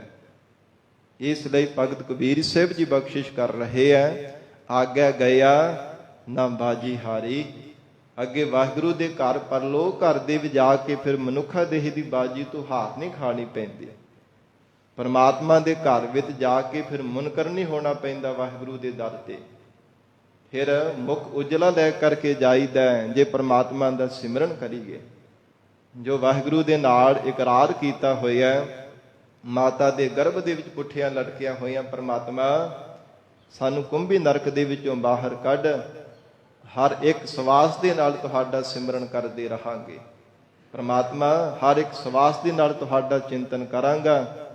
ਫਿਰ ਉਹ ਪਰਮਾਤਮਾ ਦੇ ਨਾਲ ਕੀਤਾ ਹੋਇਆ ਇਕਰਾਰ ਪੁੱਗ ਜਾਂਦਾ ਹੈ, ਪੂਰਾ ਹੁੰਦਾ ਹੈ ਤੇ ਵਾਹਿਗੁਰੂ ਦੇ ਦਰ ਤੇ ਜਾ ਕੇ ਫਿਰ ਮੁਨਕਰ ਨਹੀਂ ਹੋਣਾ ਪੈਂਦਾ। ਮਨੁੱਖਾ ਦੇਹ ਦੀ ਬਾਜੀ ਤੋਂ ਹਾਰ ਨਹੀਂ ਖਾਣੀ ਪੈਂਦੀ ਜੇ ਪਰਮੇਸ਼ਰ ਦਾ ਸਿਮਰਨ ਕਰਦੇ ਹਾਂ। ਮੋਈ ਮੇਰੀ ਮਾਈ ਹਉ ਖਰਾ ਸੁਖਾਲਾ। ਤੇ ਪਹਿਲਾਂ ਪ੍ਰਤੱਖ ਅਰਥ ਦੇ ਵਿੱਚ ਬਖਸ਼ਿਸ਼ ਕਰਦੇ ਆ। ਕਹਿਣ ਲੱਗੇ ਪ੍ਰੇਮੀ ਜਨੋ, ਮੋਈ ਮੇਰੀ ਮਾਈ ਜਿਹੜੀ ਸਾਡੀ ਮਾਂ ਮਰ ਗਈ ਹੈ ਨਾ, ਸਾਡੀ ਮਾਂ ਦੀ ਮੌਤ ਹੋ ਗਈ ਹੈ ਤੇ ਖਰਾ ਅਸੀਂ ਖਰੇ ਕਹਿੰਦੇ ਹੁਣ ਸਖਾਲੇ ਹੋ ਗਏ ਆ। ਸਾਨੂੰ ਕਿਸੇ ਦੀ ਝਿੜਕ ਝਿੜਕ ਨਹੀਂ ਹੈ। ਮਾਂ ਬਾਰ-ਬਾਰ ਮੈਨੂੰ ਝਿੜਕਦੀ ਰਹਿੰਦੀ ਸੀ। ਪਹਿਰੋ ਨਹੀਂ ਦਗਲੀ ਲੱਗੇ ਨਾ ਪਾਲਾ। ਤੇ ਜਦੋਂ ਸਿਆਲ ਦੀ ਰੁੱਤ ਹੁੰਦੀ ਸੀ ਨਾ, ਠੰਡ ਦੇ ਵਿੱਚ, ਤੇ ਮਾਂ ਬਾਰ-ਬਾਰ ਕਹਿੰਦੀ ਸੀ ਦਗਲੀ ਪਾਲੈ। ਜਿਵੇਂ ਠੰਡ ਤੋਂ ਬਚਣ ਦੇ ਵਾਸਤੇ ਬੱਚਿਆਂ ਨੂੰ ਸਾਧ ਸੰਗਤ ਜੀ ਗਰਮ ਕੱਪੜਾ ਪਹਿਨਾਈਦਾ। ਪਹਿਰੋ ਨਹੀਂ ਦਗਲੀ ਲੱਗੇ ਨਾ ਪਾਲਾ, ਕਹਿੰਦੇ ਨਾ ਤਾਂ ਹੁਣ ਦਗਲੀ ਪਹਿਣੀ ਪਊਗੀ ਤੇ ਨਾ ਹੀ ਹੁਣ ਪਾਲਾ ਲੱਗਣਾ, ਨਾ ਹੀ ਕੋਈ ਠੰਡ ਲੱਗੇਗੀ ਤੇ ਨਾ ਹੀ ਹੁਣ ਦਗਲੀ ਪਾਉਣੀ ਪਵੇਗੀ। ਕਿਉਂਕਿ ਨਾ ਤਾਂ ਹੁਣ ਮਾਂ ਨੇ ਮੈਨੂੰ ਝਿੜਕਣਾ ਹੈ, ਨਾ ਮਾਂ ਨੇ ਮੈਨੂੰ ਬਾਰ-ਬਾਰ ਰੋਕਣਾ ਹੈ। ਔਰ ਇਸੇ ਪ੍ਰਕਾਰ ਅੰਤਰੀ ਭਾਵ ਦੇ ਵਿੱਚ ਬਖਸ਼ਿਸ਼ ਕੀਤੀ ਹੈ ਭਗਤ ਕਬੀਰ ਸਾਹਿਬ ਜੀ ਨੇ। ਮੋਈ ਮੇਰੀ ਮਾਈ ਹਉ ਖਰਾ ਸੁਖਾਲਾ। ਮਾਈ ਨਾਮ ਮਾਇਆ ਦਾ ਹੈ। ਜਦੋਂ ਜੀਵ ਤੇ ਬਖਸ਼ਿਸ਼ ਹੁੰਦੀ ਹੈ ਨਾ, ਇਹ ਸੰਸਾਰ ਦੇ ਬੰਧਨਾਂ ਤੋਂ ਆਜ਼ਾਦ ਹੋ ਜਾਂਦਾ ਹੈ।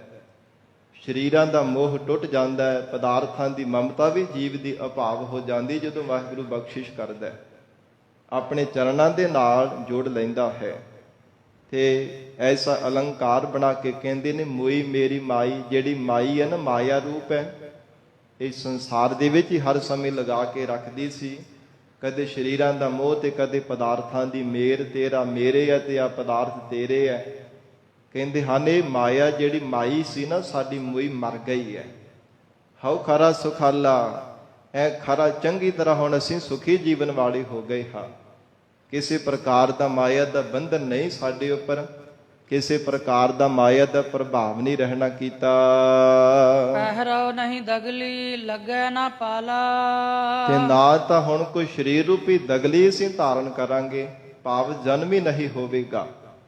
ਤੇ ਨਾ ਫਿਰ ਪਾਲਾ, ਪਾਪ ਕਰਮਾਂ ਦਾ ਕੱਕਰ ਸਾਨੂੰ ਕੋਈ ਆ ਕਰਕੇ ਦੁਖੀ ਕਰੇਗਾ। ਪਾਪ ਕਰਮਾਂ ਰੂਪੀ ਪਾਲਾ ਵੀ ਸਾਨੂੰ ਲੱਗਣ ਵਾਲਾ ਨਹੀਂ, ਕਿਉਂਕਿ ਸਰੀਰ ਰੂਪੀ ਦਗਲੀ ਨਹੀਂ ਧਾਰਨ ਕਰਨੀ। ਕੋਈ ਸੰਸਾਰ ਦੇ ਅੰਦਰ ਕਿਸੇ ਵੀ ਜੂਨ ਦੇ ਵੀ ਜਨਮ ਹੀ ਨਹੀਂ ਧਾਰਨ ਕਰਨਾ ਤੇ ਪਾਪ ਕਰਮਾਂ ਰੂਪੀ ਕੱਕਰ ਇਹ ਪਾਲਾ ਕਿਵੇਂ ਆ ਕਰਕੇ ਦੁਖੀ ਕਰੇਗਾ। ਰਹਾਉ ਵਿਸਰਾਮ ਦੇ ਕੇ ਬਖਸ਼ਿਸ਼ ਕਰਦੇ ਹਨ। ਬਾਲ ਤਿਸ ਬਾਪੈ ਜਿਨ ਹਉ ਜਾਇਆ। ਜਿਸ ਪਰਮਾਤਮਾ ਨੇ ਸਾਇਓ ਜਾਇਆ ਜਨਮ ਦਿੱਤਾ ਹੈ ਉਹਦੇ ਤੋਂ ਅਸੀਂ ਬਲਿਹਾਰ ਜਾਂਦੇ ਹਾਂ। ਸਾਨੂੰ ਬਲਿਹਾਰ ਜਾਣਾ ਵੀ ਚਾਹੀਦਾ ਹੈ। ਜਿਸ ਵਾਹਿਗੁਰੂ ਨੇ ਤਰਸ ਕੀਤਾ 84 ਲੱਖ ਪੈੜੀਆਂ ਜੂਨਾਂ ਤੋਂ ਕੱਢ ਕਰਕੇ ਮਨੁੱਖਾ ਜੀਵਨ ਬਖਸ਼ਿਸ਼ ਕੀਤਾ ਬੜੀ ਅਮੋਲਕ ਦਾਤ ਹੈ। ਪਰ ਜੇ ਮਨੁੱਖ ਇਹਦੀ ਕਦਰ ਕਰੇ ਤਾਂ ਕਬੀਰ ਮਾਨਸ ਜਨਮ ਦੁਲੰਭ ਹੈ ਹੋਏ ਨਾ ਬਾਰੈ ਬਾਰ। ਜਿਉ ਬਨ ਫਲ ਪਾਕੇ ਭੋਏ ਗਿਰਹੇ ਬਹੁਰ ਨਾ ਲੱਗਹਿ ਡਾਰ। ਟੁੱਟਾ ਹੋਇਆ ਫਲ ਦੁਬਾਰਾ ਜਿਵੇਂ ਟਾਹਣੀ ਦੇ ਨਾਲ ਨਹੀਂ ਜੁੜਦਾ ਇਸੇ ਤਰ੍ਹਾਂ ਮਨੁੱਖਾ ਜੀਵਨ ਬਾਰ-ਬਾਰ ਕਦਾਚਿਤ ਵੀ ਨਹੀਂ ਮਿਲ ਸਕਦਾ। ਬੜਾ ਦੁਰਲੱਭ ਪਰਮਾਤਮਾ ਨੇ ਜੀਵਨ ਦਿੱਤਾ ਹੈ। ਅਕਾਲ ਪੁਰਖ ਵਾਹਿਗੁਰੂ ਨੇ ਬਲ ਤਿਸ ਬਾਪੈ ਜਿਨ ਹਉ ਜਾਇਆ। ਭਗਤ ਕਬੀਰ ਸਾਹਿਬ ਜੀ ਕਹਿੰਦੇ ਹਨ ਜਿਸ ਪਰਮਾਤਮਾ ਨੇ ਸਾਨੂੰ ਭਗਤ ਰੂਪ ਦੇ ਵਿੱਚ ਸੰਸਾਰ ਦੇ ਅੰਦਰ ਜਾਇਆ ਜਨਮਿਆ ਹੈ ਪੈਦਾ ਕੀਤਾ ਹੈ ਉਸ ਪਰਮੇਸ਼ਰ ਤੋਂ ਅਸੀਂ ਬਲਿਹਾਰ ਜਾਂਦੇ ਹਾਂ ਕੁਰਬਾਨ ਜਾਂਦੇ ਹਾਂ। ਸਾਧ ਸੰਗਤ ਜੀ ਸਾਨੂੰ ਵੀ ਸਤਿਗੁਰੂ ਜੀ ਤੋਂ ਕੁਰਬਾਨ ਤੇ ਬਲਿਹਾਰ ਜਾਣਾ ਚਾਹੀਦਾ। ਸਿੱਖਾਂ ਦੇ ਘਰ ਵੀ ਸਾਨੂੰ ਜਨਮ ਦਿੱਤਾ ਹੈ। ਗੁਰਸਿੱਖੀ ਦੀ ਦਾਤ ਮਹਾਰਾਜ ਸੱਚੇ ਪਾਤਸ਼ਾਹ ਜੀ ਨੇ ਬਖਸ਼ਿਸ਼ ਕੀਤੀ ਹੈ। ਕਿਉਂਕਿ ਸਤਿਪੁਰਸ਼ਾਂ ਦੇ ਬਚਨ ਹਨ ਬਹੁਤ ਪੂਰਬਲੇ ਚੰਗੇ ਭਾਗ ਹੋਣ ਤਾਂ ਸਿੱਖਾਂ ਦੇ ਘਰ ਵਿੱਚ ਜਨਮ ਮਿਲਦਾ ਹੈ। ਨਹੀਂ ਤੇ ਚੰਡਾਲਾਂ ਦੇ ਘਰ ਵੀ ਭਾਵੇਂ ਉਹ ਵੀ ਤਾਂ ਮਨੁੱਖ ਹੀ ਪੈਦਾ ਹੁੰਦੇ ਆ ਪਰ ਉਹ ਕੋਈ ਜੀਵਨ ਥੋੜਾ ਹੀ ਹੈ। ਜੀਵਨ ਨੂੰ ਕੋ ਕਰਕੇ ਮਾਰੀ ਜਾਣਾ ਤੇ ਭਗਤ ਸਧਨਾ ਦੀ ਤਰ੍ਹਾਂ ਕਦੇ ਆਪ ਬੱਕਰਾ ਬਣ ਗਿਆ ਤੇ ਕਦੇ ਦੂਜਾ ਕਸਾਈ ਬਣ ਗਿਆ ਫਿਰ ਕਦੇ ਦੂਜਾ ਬੱਕਰਾ ਬਣ ਗਿਆ ਤੇ ਆਪ ਕਸਾਈ ਬਣ ਗਿਆ। ਉਹ ਫਿਰ ਉਹ ਸਾਧ ਸੰਗਤ ਜੀ ਹਿਸਾਬ ਕਿਤਾਬ ਦਾ ਗੇੜ ਇਸੇ ਤਰ੍ਹਾਂ ਸੰਸਾਰ ਵਿੱਚ ਚੱਲਦਾ ਰਹਿੰਦਾ। ਮਹਾਰਾਜ ਕਹਿੰਦੇ ਬਲ ਤਿਸ ਬਾਪੈ ਤਿਸ ਹਉ ਜਾਇਆ। ਜਿਸ ਪਰਮਾਤਮਾ ਨੇ ਸਾਨੂੰ ਸਿੱਖਾਂ ਦੇ ਘਰ ਵਿੱਚ ਜਨਮ ਦਿੱਤਾ ਹੈ ਉਹਦੇ ਤੋਂ ਸਾਨੂੰ ਬਲਿਹਾਰ ਜਾਣਾ ਚਾਹੀਦਾ। ਤਰਸ ਕੀਤਾ ਆਪਣੇ ਚਰਨਾਂ ਦੇ ਨਾਲ ਸਾਨੂੰ ਜੋੜਿਆ ਉਸ ਵਾਹਿਗੁਰੂ ਤੋਂ ਸਾਨੂੰ ਕੁਰਬਾਨ ਜਾਣਾ ਚਾਹੀਦਾ ਹੈ। ਪੰਚਾ ਤੇ ਮੇਰਾ ਸੰਗ ਚੁਕਾਇਆ। ਜਿਹੜੇ 5 ਵਿਕਾਰ ਸਨ ਕਾਮ ਕ੍ਰੋਧ ਲੋਭ ਮੋਹ ਹੰਕਾਰ ਉਹਨਾਂ ਤੋਂ ਸਾਡਾ ਸੰਗ ਚੁਕਾ ਦਿੱਤਾ ਅਭਾਵ ਕਰ ਦਿੱਤਾ ਹੈ। ਜਿਨ੍ਹਾਂ ਪ੍ਰਬਲ ਵਿਕਾਰਾਂ ਨੇ ਸੰਸਾਰ ਦੇ ਵੱਡੇ ਵੱਡੇ ਰਿਸ਼ੀਆਂ ਮੁਨੀਆਂ ਤਪਸਵੀਆਂ ਦੇ ਗੋਡੇ ਟਿਕਾ ਦਿੱਤੇ ਹੈ। ਪਰਮਾਤਮਾ ਨੇ ਤਰਸ ਕੀਤਾ ਆਪਣੇ ਚਰਨਾਂ ਦੇ ਨਾਲ ਸਾਨੂੰ ਜੋੜ ਕੇ ਰੱਖਿਆ। 5 ਪ੍ਰਬਲ ਵਿਕਾਰਾਂ ਤੋਂ ਸਾਨੂੰ ਚੁਕਾ ਦਿੱਤਾ ਭਾਵ ਲਾਂਭੇ ਕਰਕੇ ਰੱਖਿਆ। ਇਹਨਾਂ ਵਿਕਾਰਾਂ ਤੋਂ ਬਚਾ ਲਿਆ ਹੈ। ਪੰਜ ਮਾਰ ਪਾਵਾ ਤਲ ਕੀ ਦੀਨੇ। ਤੇ ਜਿਹੜੇ 5 ਵਿਸ਼ੇ ਹਨ ਸ਼ਬਦ ਸਪਰਸ਼ ਰੂਪ ਰਸ ਗੰਧ ਇਹਨਾਂ ਨੂੰ ਸਮਦਮ ਸਾਧਨਾ ਰੂਪੀ ਪੈਰਾਂ ਦੇ ਹੇਠ ਲਤਾੜ ਦਿੱਤਾ ਦਬਾ ਦਿੱਤਾ ਹੈ। ਕਿਉਂਕਿ ਜਿਵੇਂ ਸਾਧ ਸੰਗਤ ਜੀ 5 ਵਿਕਾਰ ਹਨ ਪਰਮਾਤਮਾ ਨੇ 2 ਪਹਿਲੂ ਬਣਾਏ ਹਨ।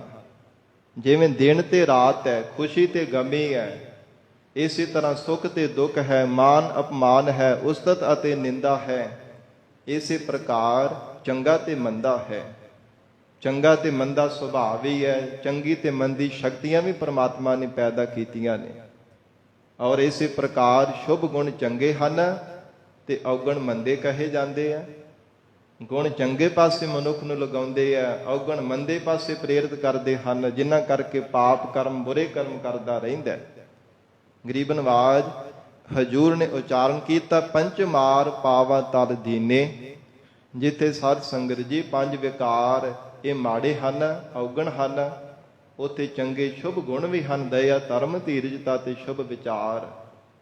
ਗੁਰਮੁਖ ਪਿਆਰੇ ਸਾਧ ਸੰਗਤ ਜੀ ਜੋ ਕਾਮ ਨੂੰ ਵਿਵੇਕ ਬਿਰਤੀ ਦੇ ਨਾਲ ਮਾਰ ਲੈਂਦੇ ਹਨ ਕ੍ਰੋਧ ਨੂੰ ਸ਼ਾਂਤੀ ਦੇ ਨਾਲ ਲੋਭ ਨੂੰ ਸੰਤੋਖ ਦੇ ਨਾਲ ਔਰ ਇਸੇ ਪ੍ਰਕਾਰ ਜਿਹੜਾ ਵਿਵੇਕ ਹੈ ਉਹਨੂੰ ਗਿਆਨ ਦੇ ਨਾਲ ਮਾਰ ਲੈਣਾ ਕਰਦੇ ਹਨ ਤੇ ਜਿਹੜਾ ਹੰਕਾਰ ਹੈ ਨੂੰ ਨਿਮਰਤਾ ਦੇ ਨਾਲ ਅਭਾਵ ਕਰਕੇ ਰੱਖਦੇ ਆ।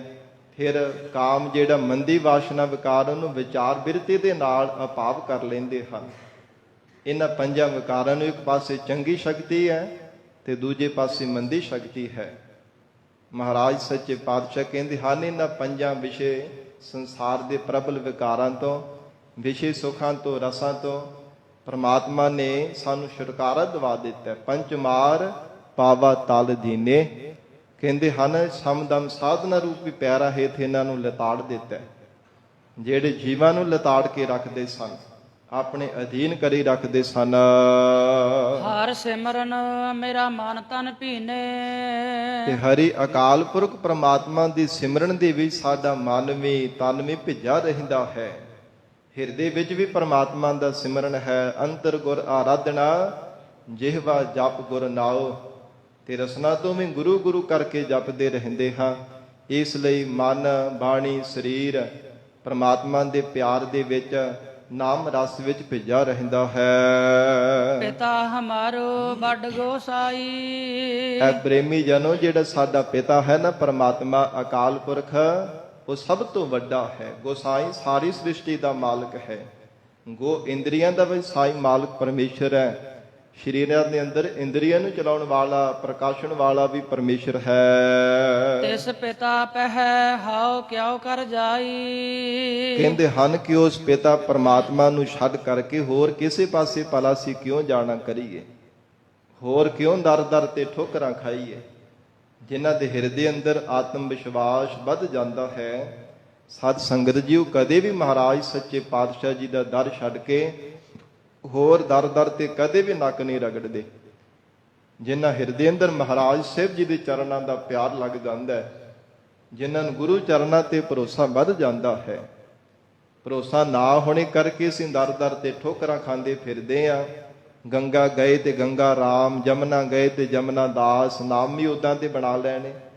ਜੇ ਤੇ ਬਹੁਤੀ ਗਿਣਤੀ ਦੇਖੀ ਉੱਤੇ ਪੁੱਜ ਕਰਕੇ ਪਹੁੰਚਣਾ। ਬਾਅਦ ਵਿੱਚ ਭਾਵੇਂ ਮੱਥੇ ਤੇ ਹੱਥ ਮਾਰ ਕੇ ਪਛਤਾਉਣਾ ਪਵੇ ਕਿ ਜੋ ਕੁਝ ਭਾਲਦੇ ਪਈ ਸੋ ਤਾਂ ਸਾਨੂੰ ਜੀਵਨ ਦੇ ਵਿੱਚ ਨਹੀਂ ਪ੍ਰਾਪਤ ਹੋ ਸਕਿਆ। ਇਸ ਲਈ ਕਹਿੰਦੇ ਹਨ ਕਿ ਤਿਸ ਪਿਤਾ ਪਹਿ ਹਾਉ ਕਿਉਂ ਕਰ ਜਾਈ, ਅਥਵਾ ਮਨ ਵਿੱਚ ਭਾਵਨਾ ਬਣਾ ਕਰਕੇ ਅਰਦਾਸ ਵੀ ਕਰ ਰਹੇ ਹਨ। ਉਸ ਅਕਾਲ ਪੁਰਖ ਵਾਹਿਗੁਰੂ ਪਰਮਾਤਮਾ ਦੇ ਤਾਈਂ ਅਸੀਂ ਕਿਵੇਂ ਪਹੁੰਚ ਸਕਦੇ ਹਾਂ? ਕਿਉਂਕਿ ਪਰਮਾਤਮਾ ਸਰਬੱਗ ਹੈ, ਅਸੀਂ ਅਲਪੱਗ ਹਾਂ। ਪਰਮਾਤਮਾ ਸਰਬ ਵਿਆਪਕ ਹੈ, ਅਸੀਂ ਇੱਕ ਥਾਂ ਤੇ ਟਿਕੇ ਹੋਏ ਆ। ਉਹ ਪਰਮੇਸ਼ਰ ਸਰਬੱਗ ਹੋਣੇ ਕਰਕੇ, ਵਾਹਿਗੁਰੂ ਜੀ ਦੀ ਸਰਬੱਗਤਾ ਹੋਣੇ ਕਰਕੇ, ਸਾਡੀ ਅਲਪੱਗਤਾ ਹੋਣੇ ਕਰਕੇ, ਅਗਿਆਤ ਹੋਣੇ ਕਰਕੇ ਉਸ ਪਰਮਾਤਮਾ ਤੱਕ ਕਿਵੇਂ ਪਹੁੰਚ ਸਕਦੇ ਹਾਂ? ਸਤਿਗੁਰ ਮਿਲੇ ਤਾਂ ਮਾਰਗ ਦਿਖਾਇਆ, ਤੇ ਕਹਿਣ ਲੱਗੇ ਜਦੋਂ ਪੂਰੇ ਸਤਿਗੁਰੂ ਜੀ ਸਾਨੂੰ ਰਾਮਾਨੰਦ ਜੀ ਮਿਲੇ ਤਾਂ ਸਾਨੂੰ ਪ੍ਰੇਮਾ ਭਗਤੀ ਦਾ ਮਾਰਗ ਤਿਨਾਂ ਨੇ ਦਿਖਾਇਆ। ਨਹੀਂ ਤਾਂ ਇਹ ਸੰਸਾਰ ਦੇ ਵਿੱਚ ਅਸੀਂ ਵੀ ਭਟਕਦੇ ਫਿਰਨਾ ਸੀ। ਕਿਉਂਕਿ ਗੁਰ ਜੈਸਾ ਨਾਹੀ ਕੋ ਦੇਵ, ਜਿਸ ਮਸਤਕ ਭਾਗ ਸੋ ਲਾਗਾ ਸੇਵ। ਸਤਿਗੁਰੂ ਜੀ ਜੈਸਾ ਕੋਈ ਪ੍ਰਕਾਸ਼ ਸਰੂਪ ਸੰਸਾਰ ਦੇ ਅੰਦਰ ਨਹੀਂ ਪ੍ਰਾਪਤ ਹੋ ਸਕਦਾ। ਇਹ ਗਰੀਬ ਨਵਾਜ ਪੂਰੇ ਸਤਿਗੁਰੂ ਜੀ ਦੀ ਵਡਿਆਈ ਹੈ। ਸਾਧ ਸੰਗਤ ਜੀ, ਭੂਲੇ ਮਾਰਗ ਜਿਨਹਿ ਬਤਾਇਆ, ਐਸਾ ਗੁਰ ਵਡਭਾਗੀ ਪਾਇਆ। ਵੱਡਿਆਂ ਭਾਗਾਂ ਕਰਕੇ ਪੂਰੇ ਸਤਿਗੁਰੂ ਜੀ ਦੀ ਜੀਵਨ ਵਿੱਚ ਪ੍ਰਾਪਤੀ ਹੁੰਦੀ ਹੈ। ਔਰ ਸਤਿਗੁਰੂ ਜੀ ਭੁੱਲੇ ਹੋਏ ਜੀਵ ਨੂੰ ਸਿੱਧੇ ਰਸਤੇ ਤੇ ਪਾ ਦਿੰਦੇ ਹਨ। ਇਹ ਮਹਾਰਾਜ ਸਾਹਿਬ ਜੀ ਦੀ ਵਡਿਆਈ ਹੈ। ਭਗਤ ਕਬੀਰ ਸਾਹਿਬ ਜੀ ਕਹਿੰਦੇ ਹਨ, ਜਦੋਂ ਪੂਰੇ ਸਤਿਗੁਰੂ ਜੀ ਸਾਨੂੰ ਜੀਵਨ ਵਿੱਚ ਪ੍ਰਾਪਤ ਹੋਏ ਆ, ਅਥਵਾ ਧੰਨ ਗੁਰੂ ਨਾਨਕ ਦੇਵ ਸਾਹਿਬ ਮਹਾਰਾਜ ਜੀ ਦੇ ਨਾਲ ਮਿਲਾਪ ਹੋਏ ਆ।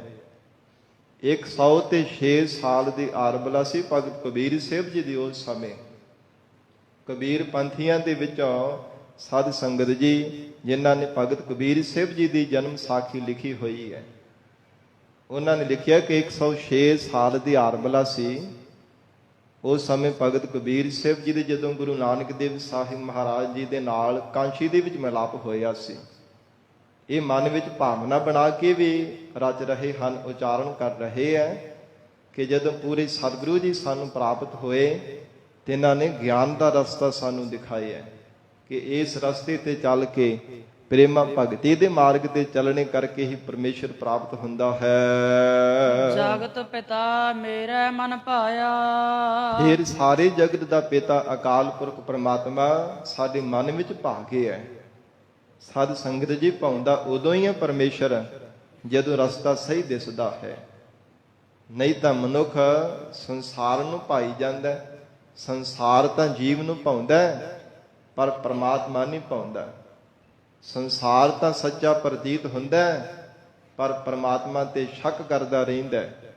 ਜਦੋਂ ਸਤਿਗੁਰੂ ਜੀ ਜੀਵ ਦੇ ਹਿਰਦੇ ਅੰਦਰ ਗਿਆਨ ਦਾ ਪ੍ਰਕਾਸ਼ ਕਰਦੇ ਹੈ, ਤਾਂ ਮਹਾਰਾਜ ਕਹਿੰਦੇ ਹਨ ਅਕਾਲ ਪੁਰਖ ਵਾਹਿਗੁਰੂ ਜੀਵ ਦੇ ਮਨ ਵਿੱਚ ਭਾਉਂਦਾ ਹੈ, ਪਰਮਾਤਮਾ ਦੇ ਸਰੂਪ ਦੇ ਪ੍ਰਤੀਤ ਵੱਧ ਜਾਂਦੀ ਹੈ। ਹਉ ਪੂਤ ਤੇਰਾ ਤੂੰ ਬਾਪ ਮੇਰਾ।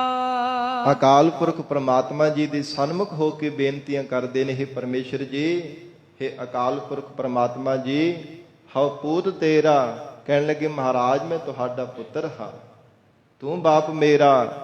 ਹੇ ਜਗਤ ਰੂਪ ਬਾਲਕ ਨੂੰ ਪੈਦਾ ਕਰਨ ਵਾਲੇ ਪਰਮੇਸ਼ਰ, ਤੂੰ ਸਾਡਾ ਪਿਤਾ ਹੈ। ਏਕ ਠਾਹਰ ਦੋਹਾ ਬਸੇਰਾ।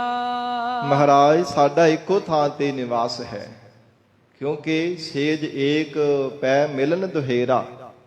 ਆਤਮਾ ਅਤੇ ਪਰਮਾਤਮਾ ਦੀ ਸੇਜਾ ਇੱਕੋ ਹੀ ਹੈ ਅੰਤਸ਼ਕਰਨ ਹਿਰਦੇ ਦੇ ਅੰਦਰ, ਪਰ ਮਿਲਣਾ ਬੜਾ ਦੁੱਤਰ ਹੈ, ਬਹੁਤ ਔਖਾ ਹੈ।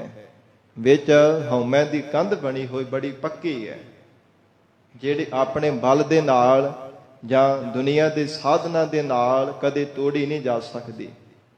ਜੇ ਸ਼ਬਦ ਰੂਪੀ ਵਿਧਾਨ ਲੈ ਕਰਕੇ ਇਸ ਕੰਧ ਨੂੰ ਤੋੜਿਆ ਜਾਵੇ ਤਾਂ ਟੁੱਟਦੀ, ਜਿਵੇਂ ਪੱਕੀ ਕੰਧ ਹੋਵੇ ਨਾ ਸਾਧ ਸੰਗਤ ਜੀ, ਬਹੁਤ ਹੀ ਪੱਕੀ ਹੋਵੇ ਕੰਧ, ਐ ਲੈਂਟਰ ਪਾ ਕਰਕੇ ਪਕਿਆਈ ਕੀਤੀ ਹੋਵੇ, ਤੇ ਉਹਨੂੰ ਹੱਥਾਂ ਦੇ ਨਾਲ ਜਾਂ ਕਿਸੇ ਥੌੜੇ ਦੇ ਨਾਲ, ਛੋਟੇ ਕਿਸੇ ਔਜ਼ਾਰ ਦੇ ਨਾਲ ਨਹੀਂ ਤੋੜਿਆ ਜਾ ਸਕਦਾ। ਉਹਦੇ ਵਾਸਤੇ ਫਿਰ ਵਿਧਾਨ ਹੱਥ ਵਿੱਚ ਲੈ ਕੇ ਬਹੁਤਾ ਬਲ ਲਾ ਕੇ ਨਾ ਫਿਰ ਉਹਨੂੰ ਤੋੜਿਆ ਜਾਂਦਾ। ਤੇ ਜਿਹੜੇ ਦੁਨੀਆ ਦੇ ਸਾਧਨ ਹਨ, ਇਹ ਹਥੌੜੀਆਂ ਤੇ ਹਥੌੜਿਆਂ ਦੀ ਤਰ੍ਹਾਂ ਹਨ। ਹਉਮੈ ਦੀ ਕੰਧ ਜਿਹੜੀ ਵਿੱਚ ਉਕਰੀ ਹੋਈ ਨਾ, ਇਹਨ ਪੱਕੀ ਪਰਪੱਕ ਹੋ ਚੁੱਕੀ ਹੈ। ਸਾਧ ਸੰਗਤ ਜੀ, ਇਹਨਾਂ ਦੁਨੀਆ ਦੇ ਕਿਸੇ ਵੀ ਸਾਧਨ ਦੇ ਨਾਲ ਇਹਨੂੰ ਨਹੀਂ ਤੋੜਿਆ ਜਾ ਸਕਦਾ। ਜੇਕਰ ਇਹ ਜੀਵ ਸ਼ਬਦ ਰੂਪੀ ਵਿਧਾਨ ਲੈ ਕੇ ਸ਼ਬਦ ਦਾ ਆਸਰਾ ਲੈ ਲਵੇ, ਤਾਂ ਹਉਮੈ ਦੀ ਕੰਧ ਤੋੜ ਕਰਕੇ ਆਤਮਾ ਪਰਾਤਮਾ ਏਕੋ ਕਰੈ, ਆਤਮਾ ਤੇ ਪ੍ਰਮਾਤਮਾ ਨੂੰ ਇੱਕ ਰੂਪ ਕਰ ਸਕਦਾ ਹੈ। ਤਾਂ ਫਿਰ ਇਹ ਜੀਵ ਪਰਮੇਸ਼ਰ ਦਾ ਸਰੂਪ ਹੁੰਦਾ ਹੈ। ਤੇ ਮਹਾਰਾਜ ਕਹਿੰਦੇ ਹਨ, ਹੇ ਪ੍ਰਾਣ ਧਾਰੀ ਜੀਵ, ਇਹ ਨਿਸ਼ਚੈ ਕਰਕੇ ਜਾਣਦਾ ਕਿ ਆਤਮਾ ਤੇ ਪ੍ਰਮਾਤਮਾ ਦੀ ਇੱਕੋ ਥਾਂ ਤੇ ਠਾਹਰ ਹੈ, ਇੱਕੋ ਥਾਂ ਤੇ ਟਿਕੇ ਹੋਏ ਹੈ। ਪਰ ਜਾਂ ਇਉਂ ਕਹਿ ਲਈਏ ਕਿ ਮਤ ਤੇ ਭਰਮ ਰੂਪੀ ਪੜਦਾ ਪਿਆ ਹੋਇਆ ਹੈ। ਜਿਵੇਂ ਘਰ ਦੇ ਵਿੱਚ ਹੀ ਕੋਈ ਵਸਤੂ ਹੋਵੇ ਨਾ, ਲੱਭ ਰਹੇ ਹੋਈਏ, ਤੇ ਸਾਧ ਸੰਗਤ ਜੀ ਪੜਦੇ ਉਹਲੇ ਪਈ ਹੋਵੇ ਤੇ ਭਾਵੇਂ ਜਿੰਨਾ ਚਿਰ ਮਰਜੀ ਲੱਭਦੇ ਰਹੀਏ ਨਹੀਂ ਲੱਭਦੀ, ਭਾਵੇਂ ਕੋਲ ਹੀ ਕਿਉਂ ਨਾ ਕੋਈ ਵਸਤੂ ਪਈ ਹੋਵੇ। ਪਰ ਜਦੋਂ ਪੜਦਾ ਚੁੱਕਿਆ ਜਾਵੇ ਫਿਰ ਪਤਾ ਲੱਗਦਾ ਹੈ ਤਾਂ ਮੇਰੇ ਕੋਲ ਹੀ ਸੀ, ਮੈਂ ਬਾਹਰ ਲੱਭ ਰਿਹਾ ਸਾਂ, ਬਾਹਰ ਭਾਲਦਾ ਪਿਆ ਸੀ।